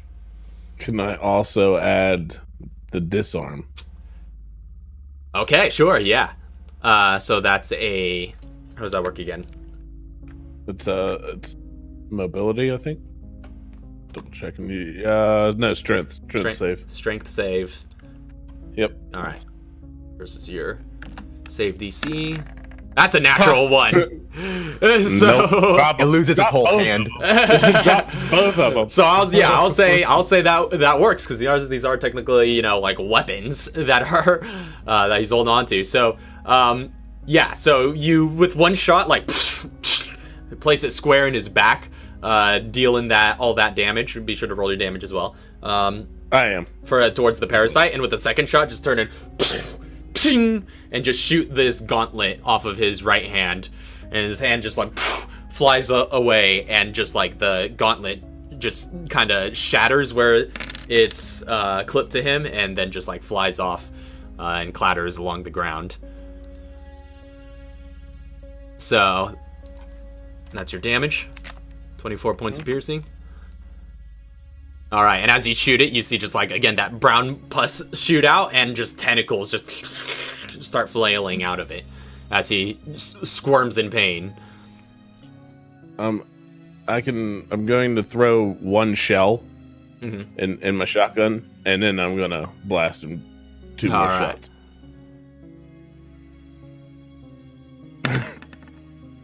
Oh, there we go. There it is. Where's my headshot? Well, hey, at least it's a crit. Oh, it's sick. Oh. It could be worse. It could have been worse. Like, if this was Chauncey and I had modified shells, this thing would be exploded all over. Like, we were doing the math during macro sets, and it was intense. Yeah, that thing gets pretty nasty pretty fast with those modded rounds. 52 points of blow up damage. So as you shoot him in his back, you see him start squirming, just, and you just like, while he's squirming, you just capitalize on that and just aim down your sights and put 2 more shells in his back, just easily able to get around him and place those shots. And just again, there's a huge splatter, and yeah, you roughed him up pretty good. I'm still leaving though. All right. Take your opportunity. Yes, new round, so he's taking here. his opportunity attack, which he's gonna swing blindly at you for. 12, I don't think hits, so he's just like, with one claw left, he's just like, and just like swings wildly and just like cuts across the back of your armor, but one of the plates catches it and doesn't seem to do any damage against you. Does he have some other sight other than vision? I mean, you see him kind of, like I said, cocking his head like he's listening intently, but that's about all you just notice. wondering. Yeah, just wondering if blinded doesn't make him. He does not seem to be suffering from the blinded condition. No. That's all I need to know. Yeah. He's daredeviling us. He's using echolocation. So that's Pete's turn. Yep. Sarah's up next. Okay, yay me. I guess I'm gonna take another shot at the back. Well, what's facing me right now? Is he like head on? I'm treating him as like kind of facing in this sort of direction. Okay, then she is going to try to move around him. All right. Seeing that when Pete did it, it seemed to work. 5, 10, 15. Okay, she's gonna stand there and she's gonna try to take a shot at this parasite thing. All right. Go ahead and make an attack roll with disadvantage because it's within 5 feet. Oh, well, I don't think it's really... Yeah. Well, we still gotta roll it to see if it's a natural one if you jam. But, no, it's the exact same thing. Yeah, so you get it around. Well, technically, actually, I should know, it would be with advantage when you're attacking from behind with this particular creature. So that would cancel out, but it doesn't matter because it was the exact same roll anyway. Yeah. So just take the 8. Yeah, just take the 8. But yeah, so you take aim and just like, and as you try to shoot, he just like hears you kind of moving around and just like knocks your gun out of the way at the last second. With his naked hand. Mm-hmm. Yeah, his naked hand. Oh, great. She's just gonna say, well, aren't you one tough stallion? And she's gonna walk away. Walk back, even if he takes an opportunity. He already used his reaction, so he cannot. Oh, that's right. That's right. She's gonna go to this corner then. All right, so that's the end of Sarah's turn. Jason's up next. Sneak. Mm-hmm. Which direction is he facing? Yeah, I'll say after that line I would have shot. Yeah, I would say after that he's turned around to face where she was at, and now he's like facing in this sort of direction. Is this enough? I'll allow it. because I can get there. Oh yeah, I would say you would have a better chance from there. All right. Rifle. Not headshot. All right. With advantage? Yep, with advantage. Okay.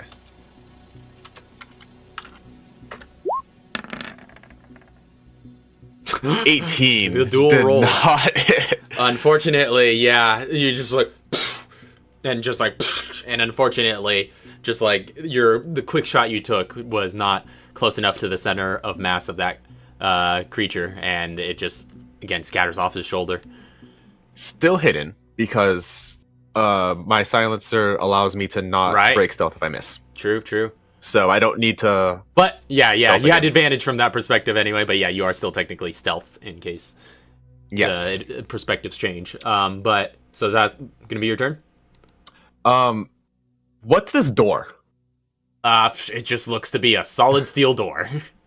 Okay. It's not messing around. Oh, I forgot to ask about that chest while I was there, but yeah, that was the steel chest that was kind of close to the ground. Yeah.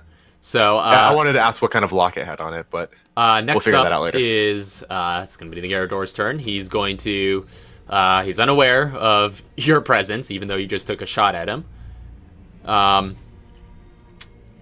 Doesn't know where it came from. He got shot at.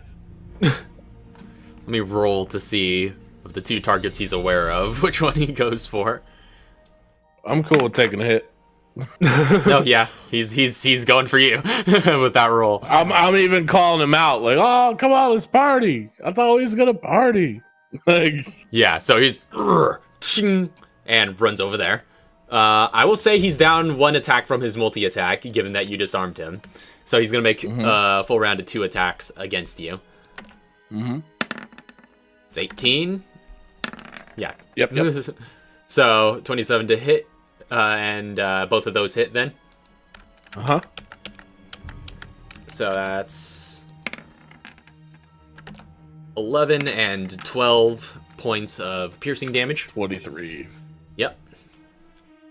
As he's just like, or slashing rather, but not that it matters much unless you have any particular resistances. Not for slashing, but Yeah. once he loses that other claw and he starts punching. Wait, no, that was just. Well, I know. I said once he loses this other claw and he starts punching, like then I'll be able to defend his attacks. Yeah, but that was wasn't that from Chauncey's armor? Does Pete have that? No, that's from Adrenaline Rush.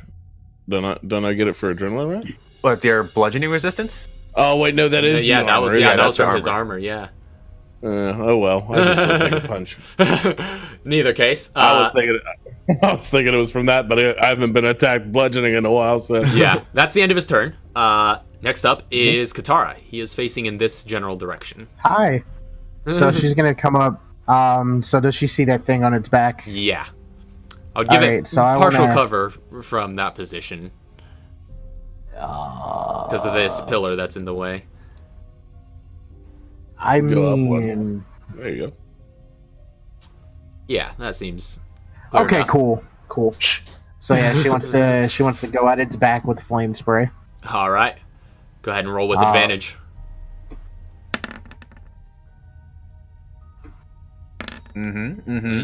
24. Hits. Oh, hi, have some fire. That is 18 points of flame going into its back. All right, so and you see it start just like squirming again as the tentacles shoot out of this parasite on its back. And then she's just gonna boop. With all that movement, just. Yep. All right, it's the end of your turn. Back up to the top of the round. Pete, you're up. Okay, ba-boom.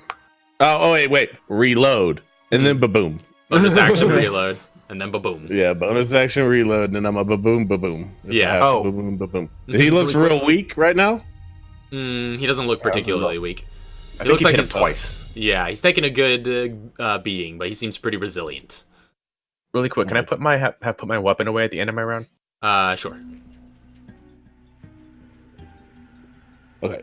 Yeah. Ba-boom, ba-boom. Yeah, no headshot. Even though the headshot's so good. I know. It's such a gamble with high AC enemies, though. Yeah, it is. 28? Hits. Okay. Yeah, because the 20's hit. So. Yeah. I'm gonna go ahead and roll the extra or the next attack too. All right. Oh, wow! There it is. There it is. There it is. Is that There it two nat 20s from two nat Pistol 20s. Grip Pete in one fight, in one encounter? On that nat 20, can I also add on disarming shot, disarm the other claw? Sure, I'll allow it. Go ahead and roll your damage for both, and I'll roll his strength check. Or strength save, rather. Here. But I already same have for this. him. This is the crit. Oh! That's the crit. This is his save. I think that beats your DC. Yeah, because you would need crazy stats. A lot. Yeah, Yeah. It's up there, but yeah, it's it is not up that there, I'd imagine, since you got maxed out mobility and your proficiency just went up, but don't think it's that high. But yeah, so you just like, with the first attack, just like, just like attack the arm, just, and, but it seems to resist being disarmed, but with the second attack, as he's swinging around, you just like, put the rest of your, like the next 3 shots, essentially, straight into his back, of just, or just 3 of those, and just like send a solid splatter across it. So that's 22 for the regular attack. Solid 70 total points of damage. All right. So yeah, he's now looking pretty hurt after that. Like after those the last of those rounds, the crit rounds went into his back.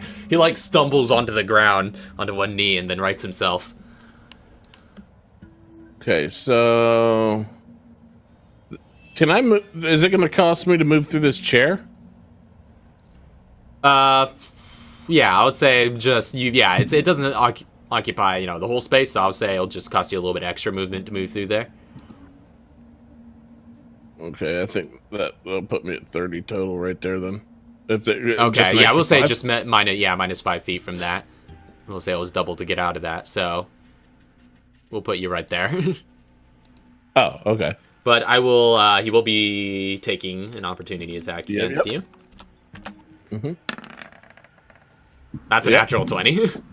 Oh boy. Here we go. So you crit him, he crits you, as across your back as you're running away at 16 points of slashing damage. Mm-hmm. Clearly, this guy doesn't crit nearly as hard as the last one. And that is going to be the end of Pete's turn. Yeah. Yeah, so he drew some blood with that one across your shoulder. Next up is going to be Sarah. Okay, Sarah's gonna go out of this room. All right. Leave it to the boys. And she's gonna go up to Katara and she's gonna ask, "Hey, do you have any chem fluids on you?" Why? Well, kind of a medic kind of person. Looks like one of your friends isn't doing so hot in there. She's talking about me, she's lying. I heard that. I'm fine. I'm fine. So when you get to Katara's round, Yeah, like, we'll get your...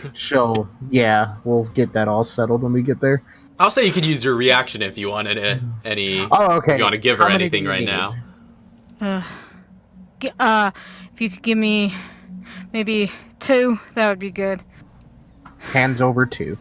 Alright, she's going... And that was a free action, right? It's Did free you action see for that? you to take it, yeah. Okay. But yeah, we'll she's say gonna, use this like, Katara reaction to hand it over. She's gonna sit and craft something. If that's possible. I mean, it's generally Crafts take assumed that, longer crafts take like a few minutes to hours depending on the Okay, complexity can of I the craft, take... so... Can I take a few rounds to craft it? Well, 1 minute alone would be 10 rounds. So that's at minimum, it's minute. like, yeah. Okay. Ugh. 100 rounds later. We're all skeletons. There's cobwebs. Oh, this is so bad. Okay. I'm not used to being a caster. Yeah. It's takes a little getting used to. Yeah, and like casters are a little different in this system too, because you got features which can be cast in the same way as a spell, but then you've also got crafting, which is like a preparation element that you gotta do ahead of time. Whoa, wait. You said features can be casted as spells, right? Yeah. It's similar, So, yeah, like, in similar treat wounds. manner to spells. Yeah, so yeah, Okay. treat wounds is essentially the exact same thing as cure wounds. Okay, so they don't take any prep time then. Well, it takes anything as that's- long. It's- The features take as long as whatever's listed in the feature description. It could be an action, Okay. it could be several minutes, whatever it says. Cool. All right, then that's good. I'm gonna start my way back then. With my 5 feet of movement. All right. And that's gonna be the end of my turn. Yeah. Still got an action if you want to dash or anything. Ooh, yeah, I could dash. You're yeah, I probably will do safer that. out there. I will actually do that. 5, 10, 15. Oops. You're safer out there. Yeah, I'll do that. Okay, there. Let's get Okay. as close as humanly possible. Yes. All right. So that's going to be the end of Sarah's turn. Yes. Next up is Jason. And I'll say, All right. seeing as it was just swinging on Pete, he's facing kind of Yeah, this yeah, I direction. So what I would like to try to do is... Okay. I'm gonna run. You can see the thing, right? I Yep, have it on the yep. show. Okay, so I'm gonna run in this direction. I think I could see it even if you don't, because I'm the GM. Can you see this? Yeah, I see that. Sick. So GM always gonna knows run. what you're thinking. I'm gonna jump off this chair, trying to be quiet while doing this. I'm gonna your like stealth I'm is gonna- still holding, so I'm gonna run. I'm going to jump, like, get a foothold off this chair, tic tac across the wall, and land on that chest. all right. Wait, you I'll brought say, tic-tacs? to see how well this maneuver goes off, make an Wall run. acrobatics check. Yes. I didn't need the 20. I should have attacked for. But a somersault. Yeah, so you're running, you just like leap onto this chair and just like kicking off of it and against the wall and just like get in like a front somersault flip before you land on the chest. landing on the chest, and I'm just gonna spin around and just go. Fire at it from behind. Nice. Leon Kennedy would be proud. Yeah. Oh man, that was a And pretty I have- agile feat. And I still have advantage on this. Yes, because advantage because from behind and stealthed. Do I want to ride this 20? I'm riding this 20. It's headshot. Oh no. Oh no! That's Oh, it's no. 18. Oh, Ah, That's 18, just so I misses. So after all that, you're just like, and just like as you're prepping it, he like spasms a little bit just before you're about to release the shot, and just like that slight turn is enough to put the round into his side. I'm an idiot. You heard the I- click click. Yeah, I wasn't supposed to use my rifle, but I put my rifle away because I was pulling out my handgun. Oh right. I'll say that's true. You did say you holstered your rifle last time, so yeah, I would say I mean I would allow that if you were meant to attack with something else, because you did have your Yeah, rifle so put that's away actually a and you 17. didn't say what you pulled out. Yeah, so it's actually a 17. Okay, yeah, either way doesn't hit. Let me retcon what weapon that's weaker. I probably wouldn't have headshot if I knew I was going with the weaker weapon, though. But that's your turn. It's whatever. That's my turn. All I'm right, behind it, and I'm still stealth. that's true. Yeah, that suppressor, man. Yeah.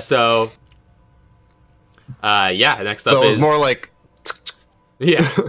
Next up It is his just buzzed turn. past my head.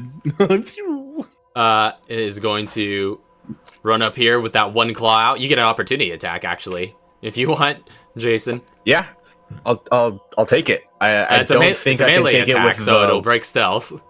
I don't think I can take it with the firearm yet with Gun Fu, right? Because that's the Not yet. No, that's a focus that's a feature. focus feature. I'll stay hidden. Okay. I will not hit with my fist. So I will not. So yeah, he advances up to there, and he is going to put down some attacks on these two. You couldn't beat him with the butt of your gun? No, I really couldn't. Who's that? Which one's that? That towards? one's towards Pete. Forgot to specify, yeah, but misses. that's a miss, and towards Sarah. It's a 27. Oh, that definitely hits. Yeah, so it just like backhands towards Pete and then swings on Sarah as it claws across you for 14 points of slashing damage.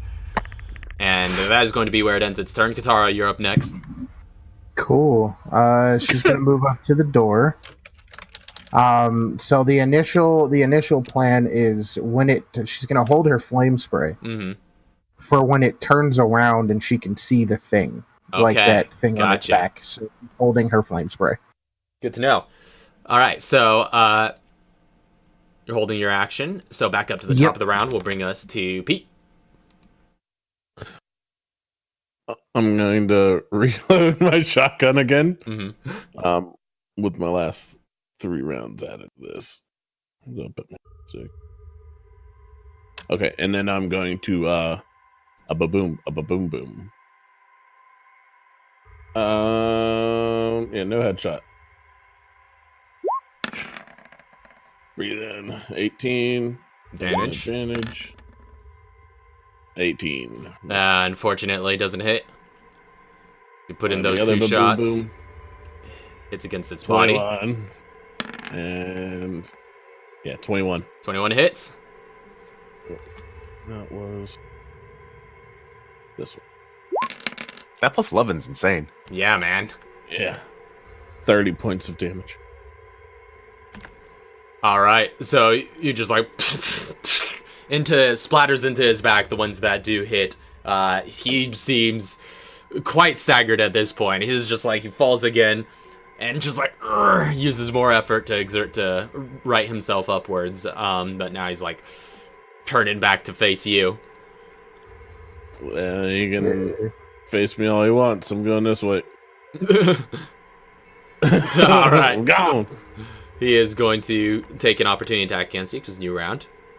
That That's 25. doesn't show his back to Katara, does it? Yeah, that's what I was about to ask. I was kind of hoping. Yeah, I was like, you take 14 points of slashing damage, but okay. Yeah, I would say as he's turning, there's a brief moment where you could see the back. So if you want, I'll say you could take your held action from there. Oh, Ooh, with advantage. Oh, that's right.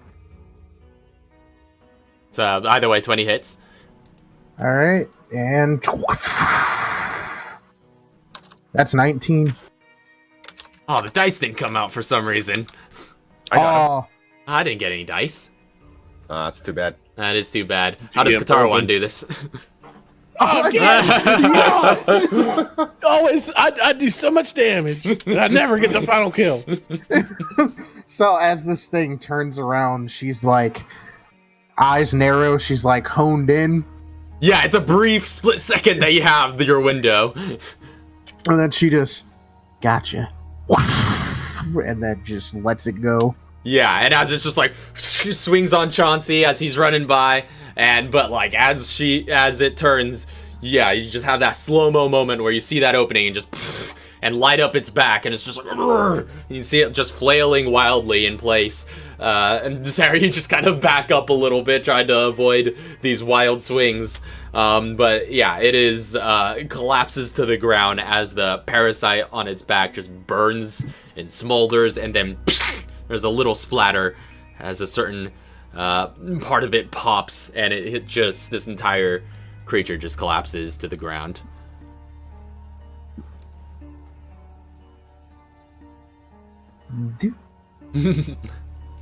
All right, so I'm like crouching like an owl on top of this chest. What? No happy endings? What? That's what I said because we're in a torture chamber. I was assuming we were getting a massage from this guy. Is it possible for That would be Tara nice. to like science check this thing, or would that kind of go around with like the other stuff that she's done before? Yeah, I would say you could make a science check against this creature. See what you can discern of it. 19? Ooh, that's pretty good. Yeah, so you give it some careful examination. This is going to take you a few moments if anybody else wants to do anything in the interim, but while she's fiddling. Yeah, you kind of like swab at it, start dissecting it a little bit, looking at its innards. Get the sense that it's a pretty similar parasitic organisms to the ones you've encountered. The one, I think Jason called them plagas at one point, right? I did. Yeah, so the one that Jason referred to as plagas. But yeah. I've also said the Kennedy report. Yeah, you did mention that. So, yeah, you begin dissecting them. It's like, yeah, the biology seems quite similar to the others. This one's just like a little larger than usual. Get the sense that these parasites probably come in all sorts of different shapes and sizes, depending on factors that you're unaware of. But yeah, but it seems this one was a larger version that just kind of got overgrown and bursted out of his back, but resulted because of its immense size and quite a strong host creature. And after seeing the giant that you killed out in the field, you'd imagine that's just like a scaled up version of a similar situation, perhaps. But yeah, those parasites have to go somewhere. Okay, so she's like, that is rough. But yeah, like kind of examining over this thing, like there are no, you get the sense that like its nerve endings are essentially impaired, and it pretty much solely feels through this plaga, which for the most part, given its kind of like strong hide-like quality to its bare skin and just the regenerative qualities that might come with it, makes it pretty much indestructible unless attacked at the parasite. Okay. While she's looking through that, I'm checking out this chest. All right. While that's happening, do you mind if I craft? Sure. What are you crafting? I am crafting painkillers. All right. Can I check his body for any loot? Checking his body, he seems pretty minimalistic. It wasn't carrying much of anything besides the pants on its on its lower body and the gauntlets on its arms. Actually, no, that actually passes. I was just thinking he had a key on him. There was a locked door there. Oh, yeah, that actually, yeah, he does actually have a key hanging from his belt. Forgot about that. I'll take it. Yeah. Pardon me. So does that succeed the DC? Yes, it does. I thought it didn't, Okay. but it was a 15, so All right, it's cool. good. So what's Jason doing? Checking out this chest. It's locked. All right. Yeah, it's this There's a- small steel chest with a padlock on it. How's the padlock look? Looks like a shiny padlock. Does it look like I can tinker with it? Yeah, it looks pretty rudimentary, yeah. All right, I'm gonna have a go at it. All right, make a mobility Tinker's Tools check. Or rather, Spy Gadgets, not Tinker's Tools. Come on, 11. Unfortunately, don't you have proficiency bonus doubled to Spy Gadgets? You're right, I do. That's 13. Okay. So, No. 14, because that's another 3. Yeah. If you're whatever, just add your proficiency bonus again to that roll. But so that's 14. In either case, this is wrong on here. Yeah, you start just like fiddling with it and just like getting your picks in there. But unfortunately, you cannot quite seem to get the mechanism to turn on this particular one. Well, I have bolt cutters. Can I just cut it off?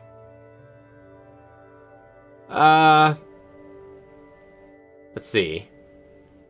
It seems quite hefty, but I'll say, is that bolt cutters in your spy gadgets? Mm-hmm. I'll say, yeah. Seeing as you're using a different element of the tool, I'll allow you to make another check if you use your bolt cutters. You like break one of your picks off in it, and you're just like, screw it. Yeah, I was trying to do this where it's like, all right, we can make it seem like we're not going to be here, and fuck it. Okay, I was gonna be like, Katara is just gonna walk over and inspect like the lock. I guess like the mechanism on the top, because is it like one of those ones where it has a little hook that clicks in? For basically which one? The padlock or whatever it is. Yeah, there's the padlock on the chest.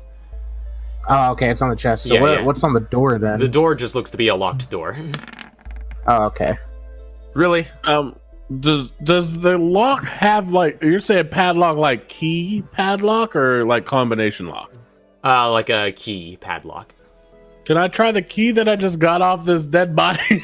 Does it work? You try. It's a little bit too big for the padlock. Okay, just making sure. All right, now I gotta put it in the door. How thick is the padlock? Like too big for me to cut. Hook. I have a strength of 10, and that's why I can't cut through it. Yeah, you're just like.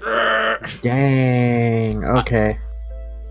Well, that's not literally why, mechanics why, but that's why in game I can't cut this padlock.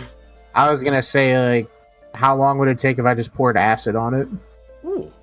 I mean, you get the sense this doesn't look nearly as durable as that safe that you ate through before. It'll probably take a matter of minutes, you estimate. So just like one use of it? Yeah. Okay, yeah, so she's just gonna, guys, stand back.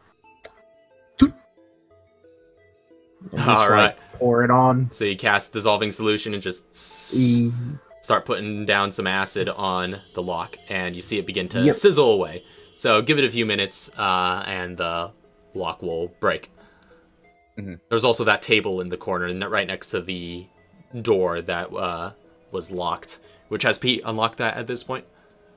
Yeah, the door's unlocked at this point. Well, they're tinkering with that. I'm moving forward. I gotta get Chauncey. He's not in that box. He better not be in that box. You don't know. I don't know, but I'm hoping he's not. All right, so you unlock the door. You have no further use of that key if you want to discard it. Yeah. Sarah's following him. All right. I'm right behind once we get everything out of this chest. If Sarah wants to give me some medication, I'm more than happy to accept. Yeah. She kind of if she can get close enough to him, she's gonna tap him on the shoulder. She's gonna be like, "Hey, I got some good stuff for you."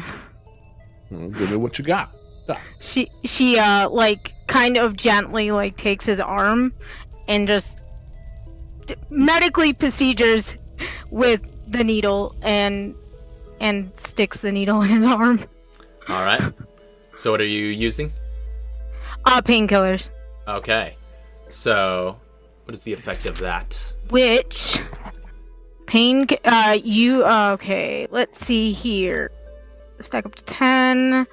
It can be administered to yourself for 5 feet. The target gains 3d6 of temporary hit points. Ooh. All right, so go ahead and roll that out.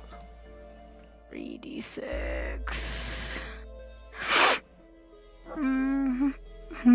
That's not your health right now, is it? What? Pete. Oh, what do you mean? Is that not my health right now?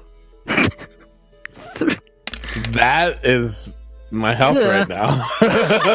Oh. Yes, I was wondering what you were talking about because I'm getting ready to add hit points because I didn't see our characters because I scrolled down for the last thing. So you have 5 temporary hit points. And those are separate from your health. Yeah, separate from your health. Oh, so they're so not it's healed. pretty much like it's pretty much like a shield essentially on top of your regular hit points. So once you do you get said healed, the good stuff. I need to heal you. Unfortunately, I'm a meal today. Can you treat minor wounds at least? not anymore. She used all her material. Yeah. Oh. Yeah. Although you guys did see after passing by that table a couple of times a buttload of herbs on top of it. Okay. She's gonna do that. She's gonna take those. Well, and you she's see gonna start... 4 herbs on it. You see Okay, she's...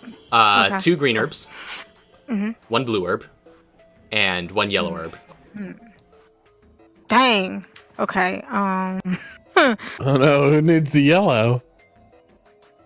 She's going to... Oh no.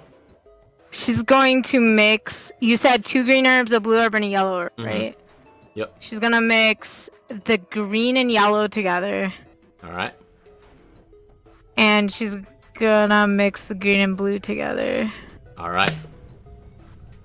Now do I have to roll for that? Because I have... No, you're a medic. I You automatically never have to succeed. roll for Awesome. combining herbs. Cool. Okay. So, she does that. She goes over to him. Now I got the good stuff for you. She gives him the green. He doesn't need a yellow, right? No, he's already out of yellow. I don't Okay. need a yellow. Then she's gonna give him the green blue. What's the green blue gonna do for me? Oh, it's gonna heal something. Oh yeah. Oh, give it to me. She's Num, num, num, num, num. she actually puts it into a vial and mashes it up into like a... I don't know if this is possible, but like an aroma, kind of? Yeah, I mean, you have within your tools probably the ability to kind of like steam it or burn it a little bit. Right. Smell this. Is that a crack pipe? She just kind of like holds it under his nose and kind of... Wait, you trying to poison ivy me or something? It works all on in your horses. lungs. That's all I know, okay? Gotta get into your lungs, real deep. And that is... What is that, Raph? For 2d4 the heal? plus 2. 2d4, okay. Plus I 2. gotta make sure. 2d4 plus 2, you said? Yep. Okay. Sorry, I'm new at this healing thing. Okay. 9. Well, You're getting there? didn't help much. Slowly. And you have resistance to poison. Well, Yes. it just would have cured you of any poison that you were at that Any- moment afflicted with. Oh, never mind. If blue And was the combined yellow. with a No. red, then So, next time, don't combine the blue and green if you're going to use the green. Yeah. Good point. Burn. Anyway, I'm new at this whole herbal thing, okay? It's alright. You have a lot of time to get used to it. Yes.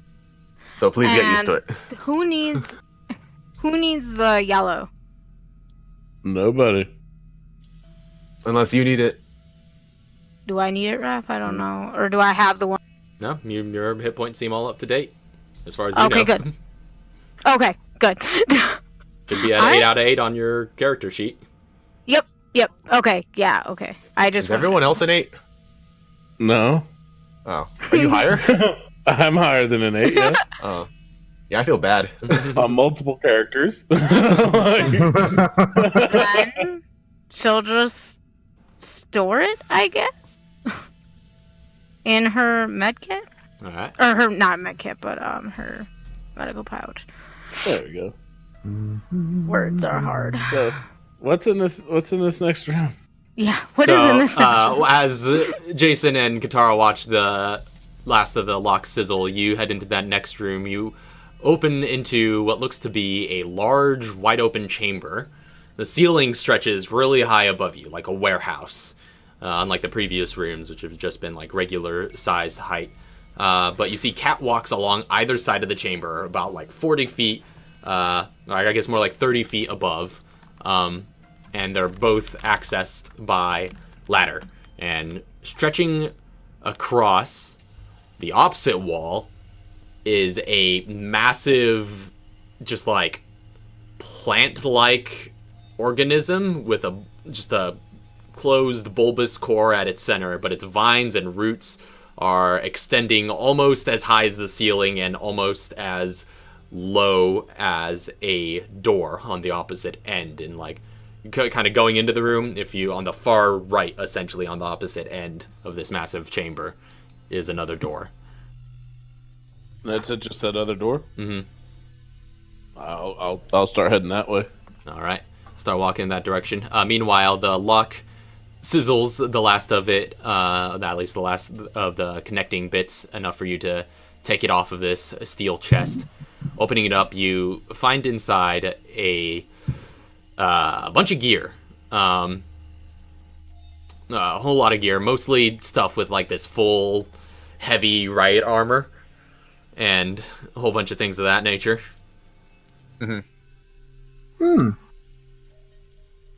Anything useful? Or Or is it just the riot armor? Let's see, is the riot armor. I think there's a magnum in there, the rhino. Oh. And like, Would you like me to give a list? yeah, could you give a list? Yes, I can give a list. Everything I that started wasn't getting dropped on the rooftop. Yeah. So Katara would definitely notice that it's with the full heavy armor that it's the Panther helmet. Uh-huh. Hey, There's a Magnum. It's the Rhino, a Karambit. All my gear is in there. Yeah, all your gear that you didn't drop on the roof. A bandolier, tactical glove. There's a handgun M1911 in there. Insulated bag, treasure pouch, and another bandolier. So if you notice this Panther thing and be like, "Yo, yeah, it's Chelsea exactly. gear." Yeah, that's exactly what I was gonna have. That's exactly what I was gonna have her do. So she's just gonna like go, "Hey, Pete, No. we got Chauncey's stuff over here." I didn't think he'd be put in that box. I come running back. Oh my god. I come Well, running also, back hard. this full-on suit is also in that box. Yeah, she's like the whole thing, everything in Chauncey's except the stuff on the roof is in here. Oh, but I can't carry any of it. No, I don't think anybody Can you can wear it? carry all of this. I could actually. I I can't carry all of it. But you I know can where it's carry a at. good chunk of it actually. It's a but yeah, heavy, you know where it's a at. heavy little chest. But I'm going to. Can I at least don the Panther mask and anything to give me full heavy armor? Oh No, I'll say no. You can don the Panther mask, but it won't give you any benefits. But we'll say you can. I wanted to take do at that. least the pieces to give me full heavy. Tired of getting slapped Can't you around. just put it on? I mean, yeah, you could That's all right. full put on the armor, I suppose, if you want, and just like exchange it for your current armor. No, we'll steal all Yeah. the armor. Yeah, It'll take a few gonna- minutes because full armor takes a while to don. 10. Yeah, 10 Okay, minutes. so to this don. this puts me No, I in don't think more of it's a 10. rush. I am going to grab a stack of 9mm handgun ammo out of there and put it in Peter's inventory for the moment, just in Alright. case. Oh, it's 5. Yeah, 5 minutes. There you go. So, is And there then I'm gonna just anything? start running again. Now I feel like we're close. So, is there anything else in this room to investigate? Because I know you said something about a table. You said That was the table with all the herbs on it that they were passing by. Yeah. Okay. Just look at Pete's just passing by everything, trying to figure out where to go, and it's all behind him. Sarah is very confused. Now it's in front of him. He's running. He knows he's close. They wouldn't Wait! drag his naked body. He's already gone. Wait. So, And he sees all that stuff, grabs 50 bullets and fucking bails. I'm out. yeah, I think we're. Um, Yeah, if there's nothing else in this room, it's just time to go. All right. So instead of Jason would note if he wants to ransack that stuff a little bit, you'll see there's 7.62 ammo in there. I don't think I can carry much more. Okay. I guess rounds. 11. I've got 11 for 11. Okay, you can take them. Get them out of my bandolier. Yeah, they've been in there for forever. Was there? What were you carrying in that insulated bag? One scrap material. Okay. That's all I had left. Okay. If you want to throw that topaz gem inside that treasure pouch, I can do that for you. I'll put it in the chest. Well, I mean, like I already have topaz gems in the treasure pouch. I'm looking at that treasure pouch. I'm just putting it in the chest. I'm just like, they just take the gem, toss it in, and walk away. Chauncey gets that chest, he's gonna take it anyhow. Yeah, I don't need it. It's $100. So, yeah, Pete's jogging along. I'm just full sprint. I don't care. I'm gonna stealth, have my rifle ready, because now I've got a lot of this stuff. I'm trying to stay 30 feet behind everybody now. Okay. If at the first sign of danger, I'm shooting it in the head. So Katara, when Katara goes into the room, she sees this plant, right? Mm-hmm. And she just sees Pete running across. And she just sees Pete running across, right? Mm-hmm. Yeah, she's just gonna stand back and just wait. She's staring at this thing because she's like, "Oh no, not another one." I'm hauling. I'm running. So you get across the room and get to that door on the other end, and when you try it, it opens, and you enter into looks to be a small sort of back room, and you do see two figures, one male, one female, tied back to back on chairs facing opposite directions. And one of them you recognize as Chauncey, who's stripped down to his undergarments. His left eye is wrapped along with much of the left side of his face in somewhat bloodied white bandages. And he looks up at you and sees you. So, bursting in the door, sliding in my knees, to him, I'm here, I'm coming to get you, we're getting you out of here. And I'm grabbing at whatever I can to unhook him from however he's harnessed there. All right. So you rush up to his side and begin to just try and get at his restraints and free Captain Clancy. And so that's going to be where we end tonight's session. Yeah! He's back. Okay, He's I was back. gonna be the moment she hears I'm here for you. We're here to get you. Katara with a 50 movement speed into that room. Yeah, so you're beat him there. He's still mid slide to say, "I'm here for you," and she says, "Sorry, it's there." Acid on the ropes. Acid on the ropes. Door. Just like Roadrunner, just like. Beep, beep. Yeah. Oh yeah. So that was quite a jam-packed session. Very much so. Yeah, that's gonna be where we pick up next time. You guys have made your way back to Chauncey. And, yeah. Oh, that was quite a wild ride. But thank you all very much for watching. We'll be back continuing this adventure wherever it may lead next week. That is the plan. But yeah. Till then, we'll see you guys later. Peace. Squared. Have a good night. God bless. Good night, sweet dreams, all the good things.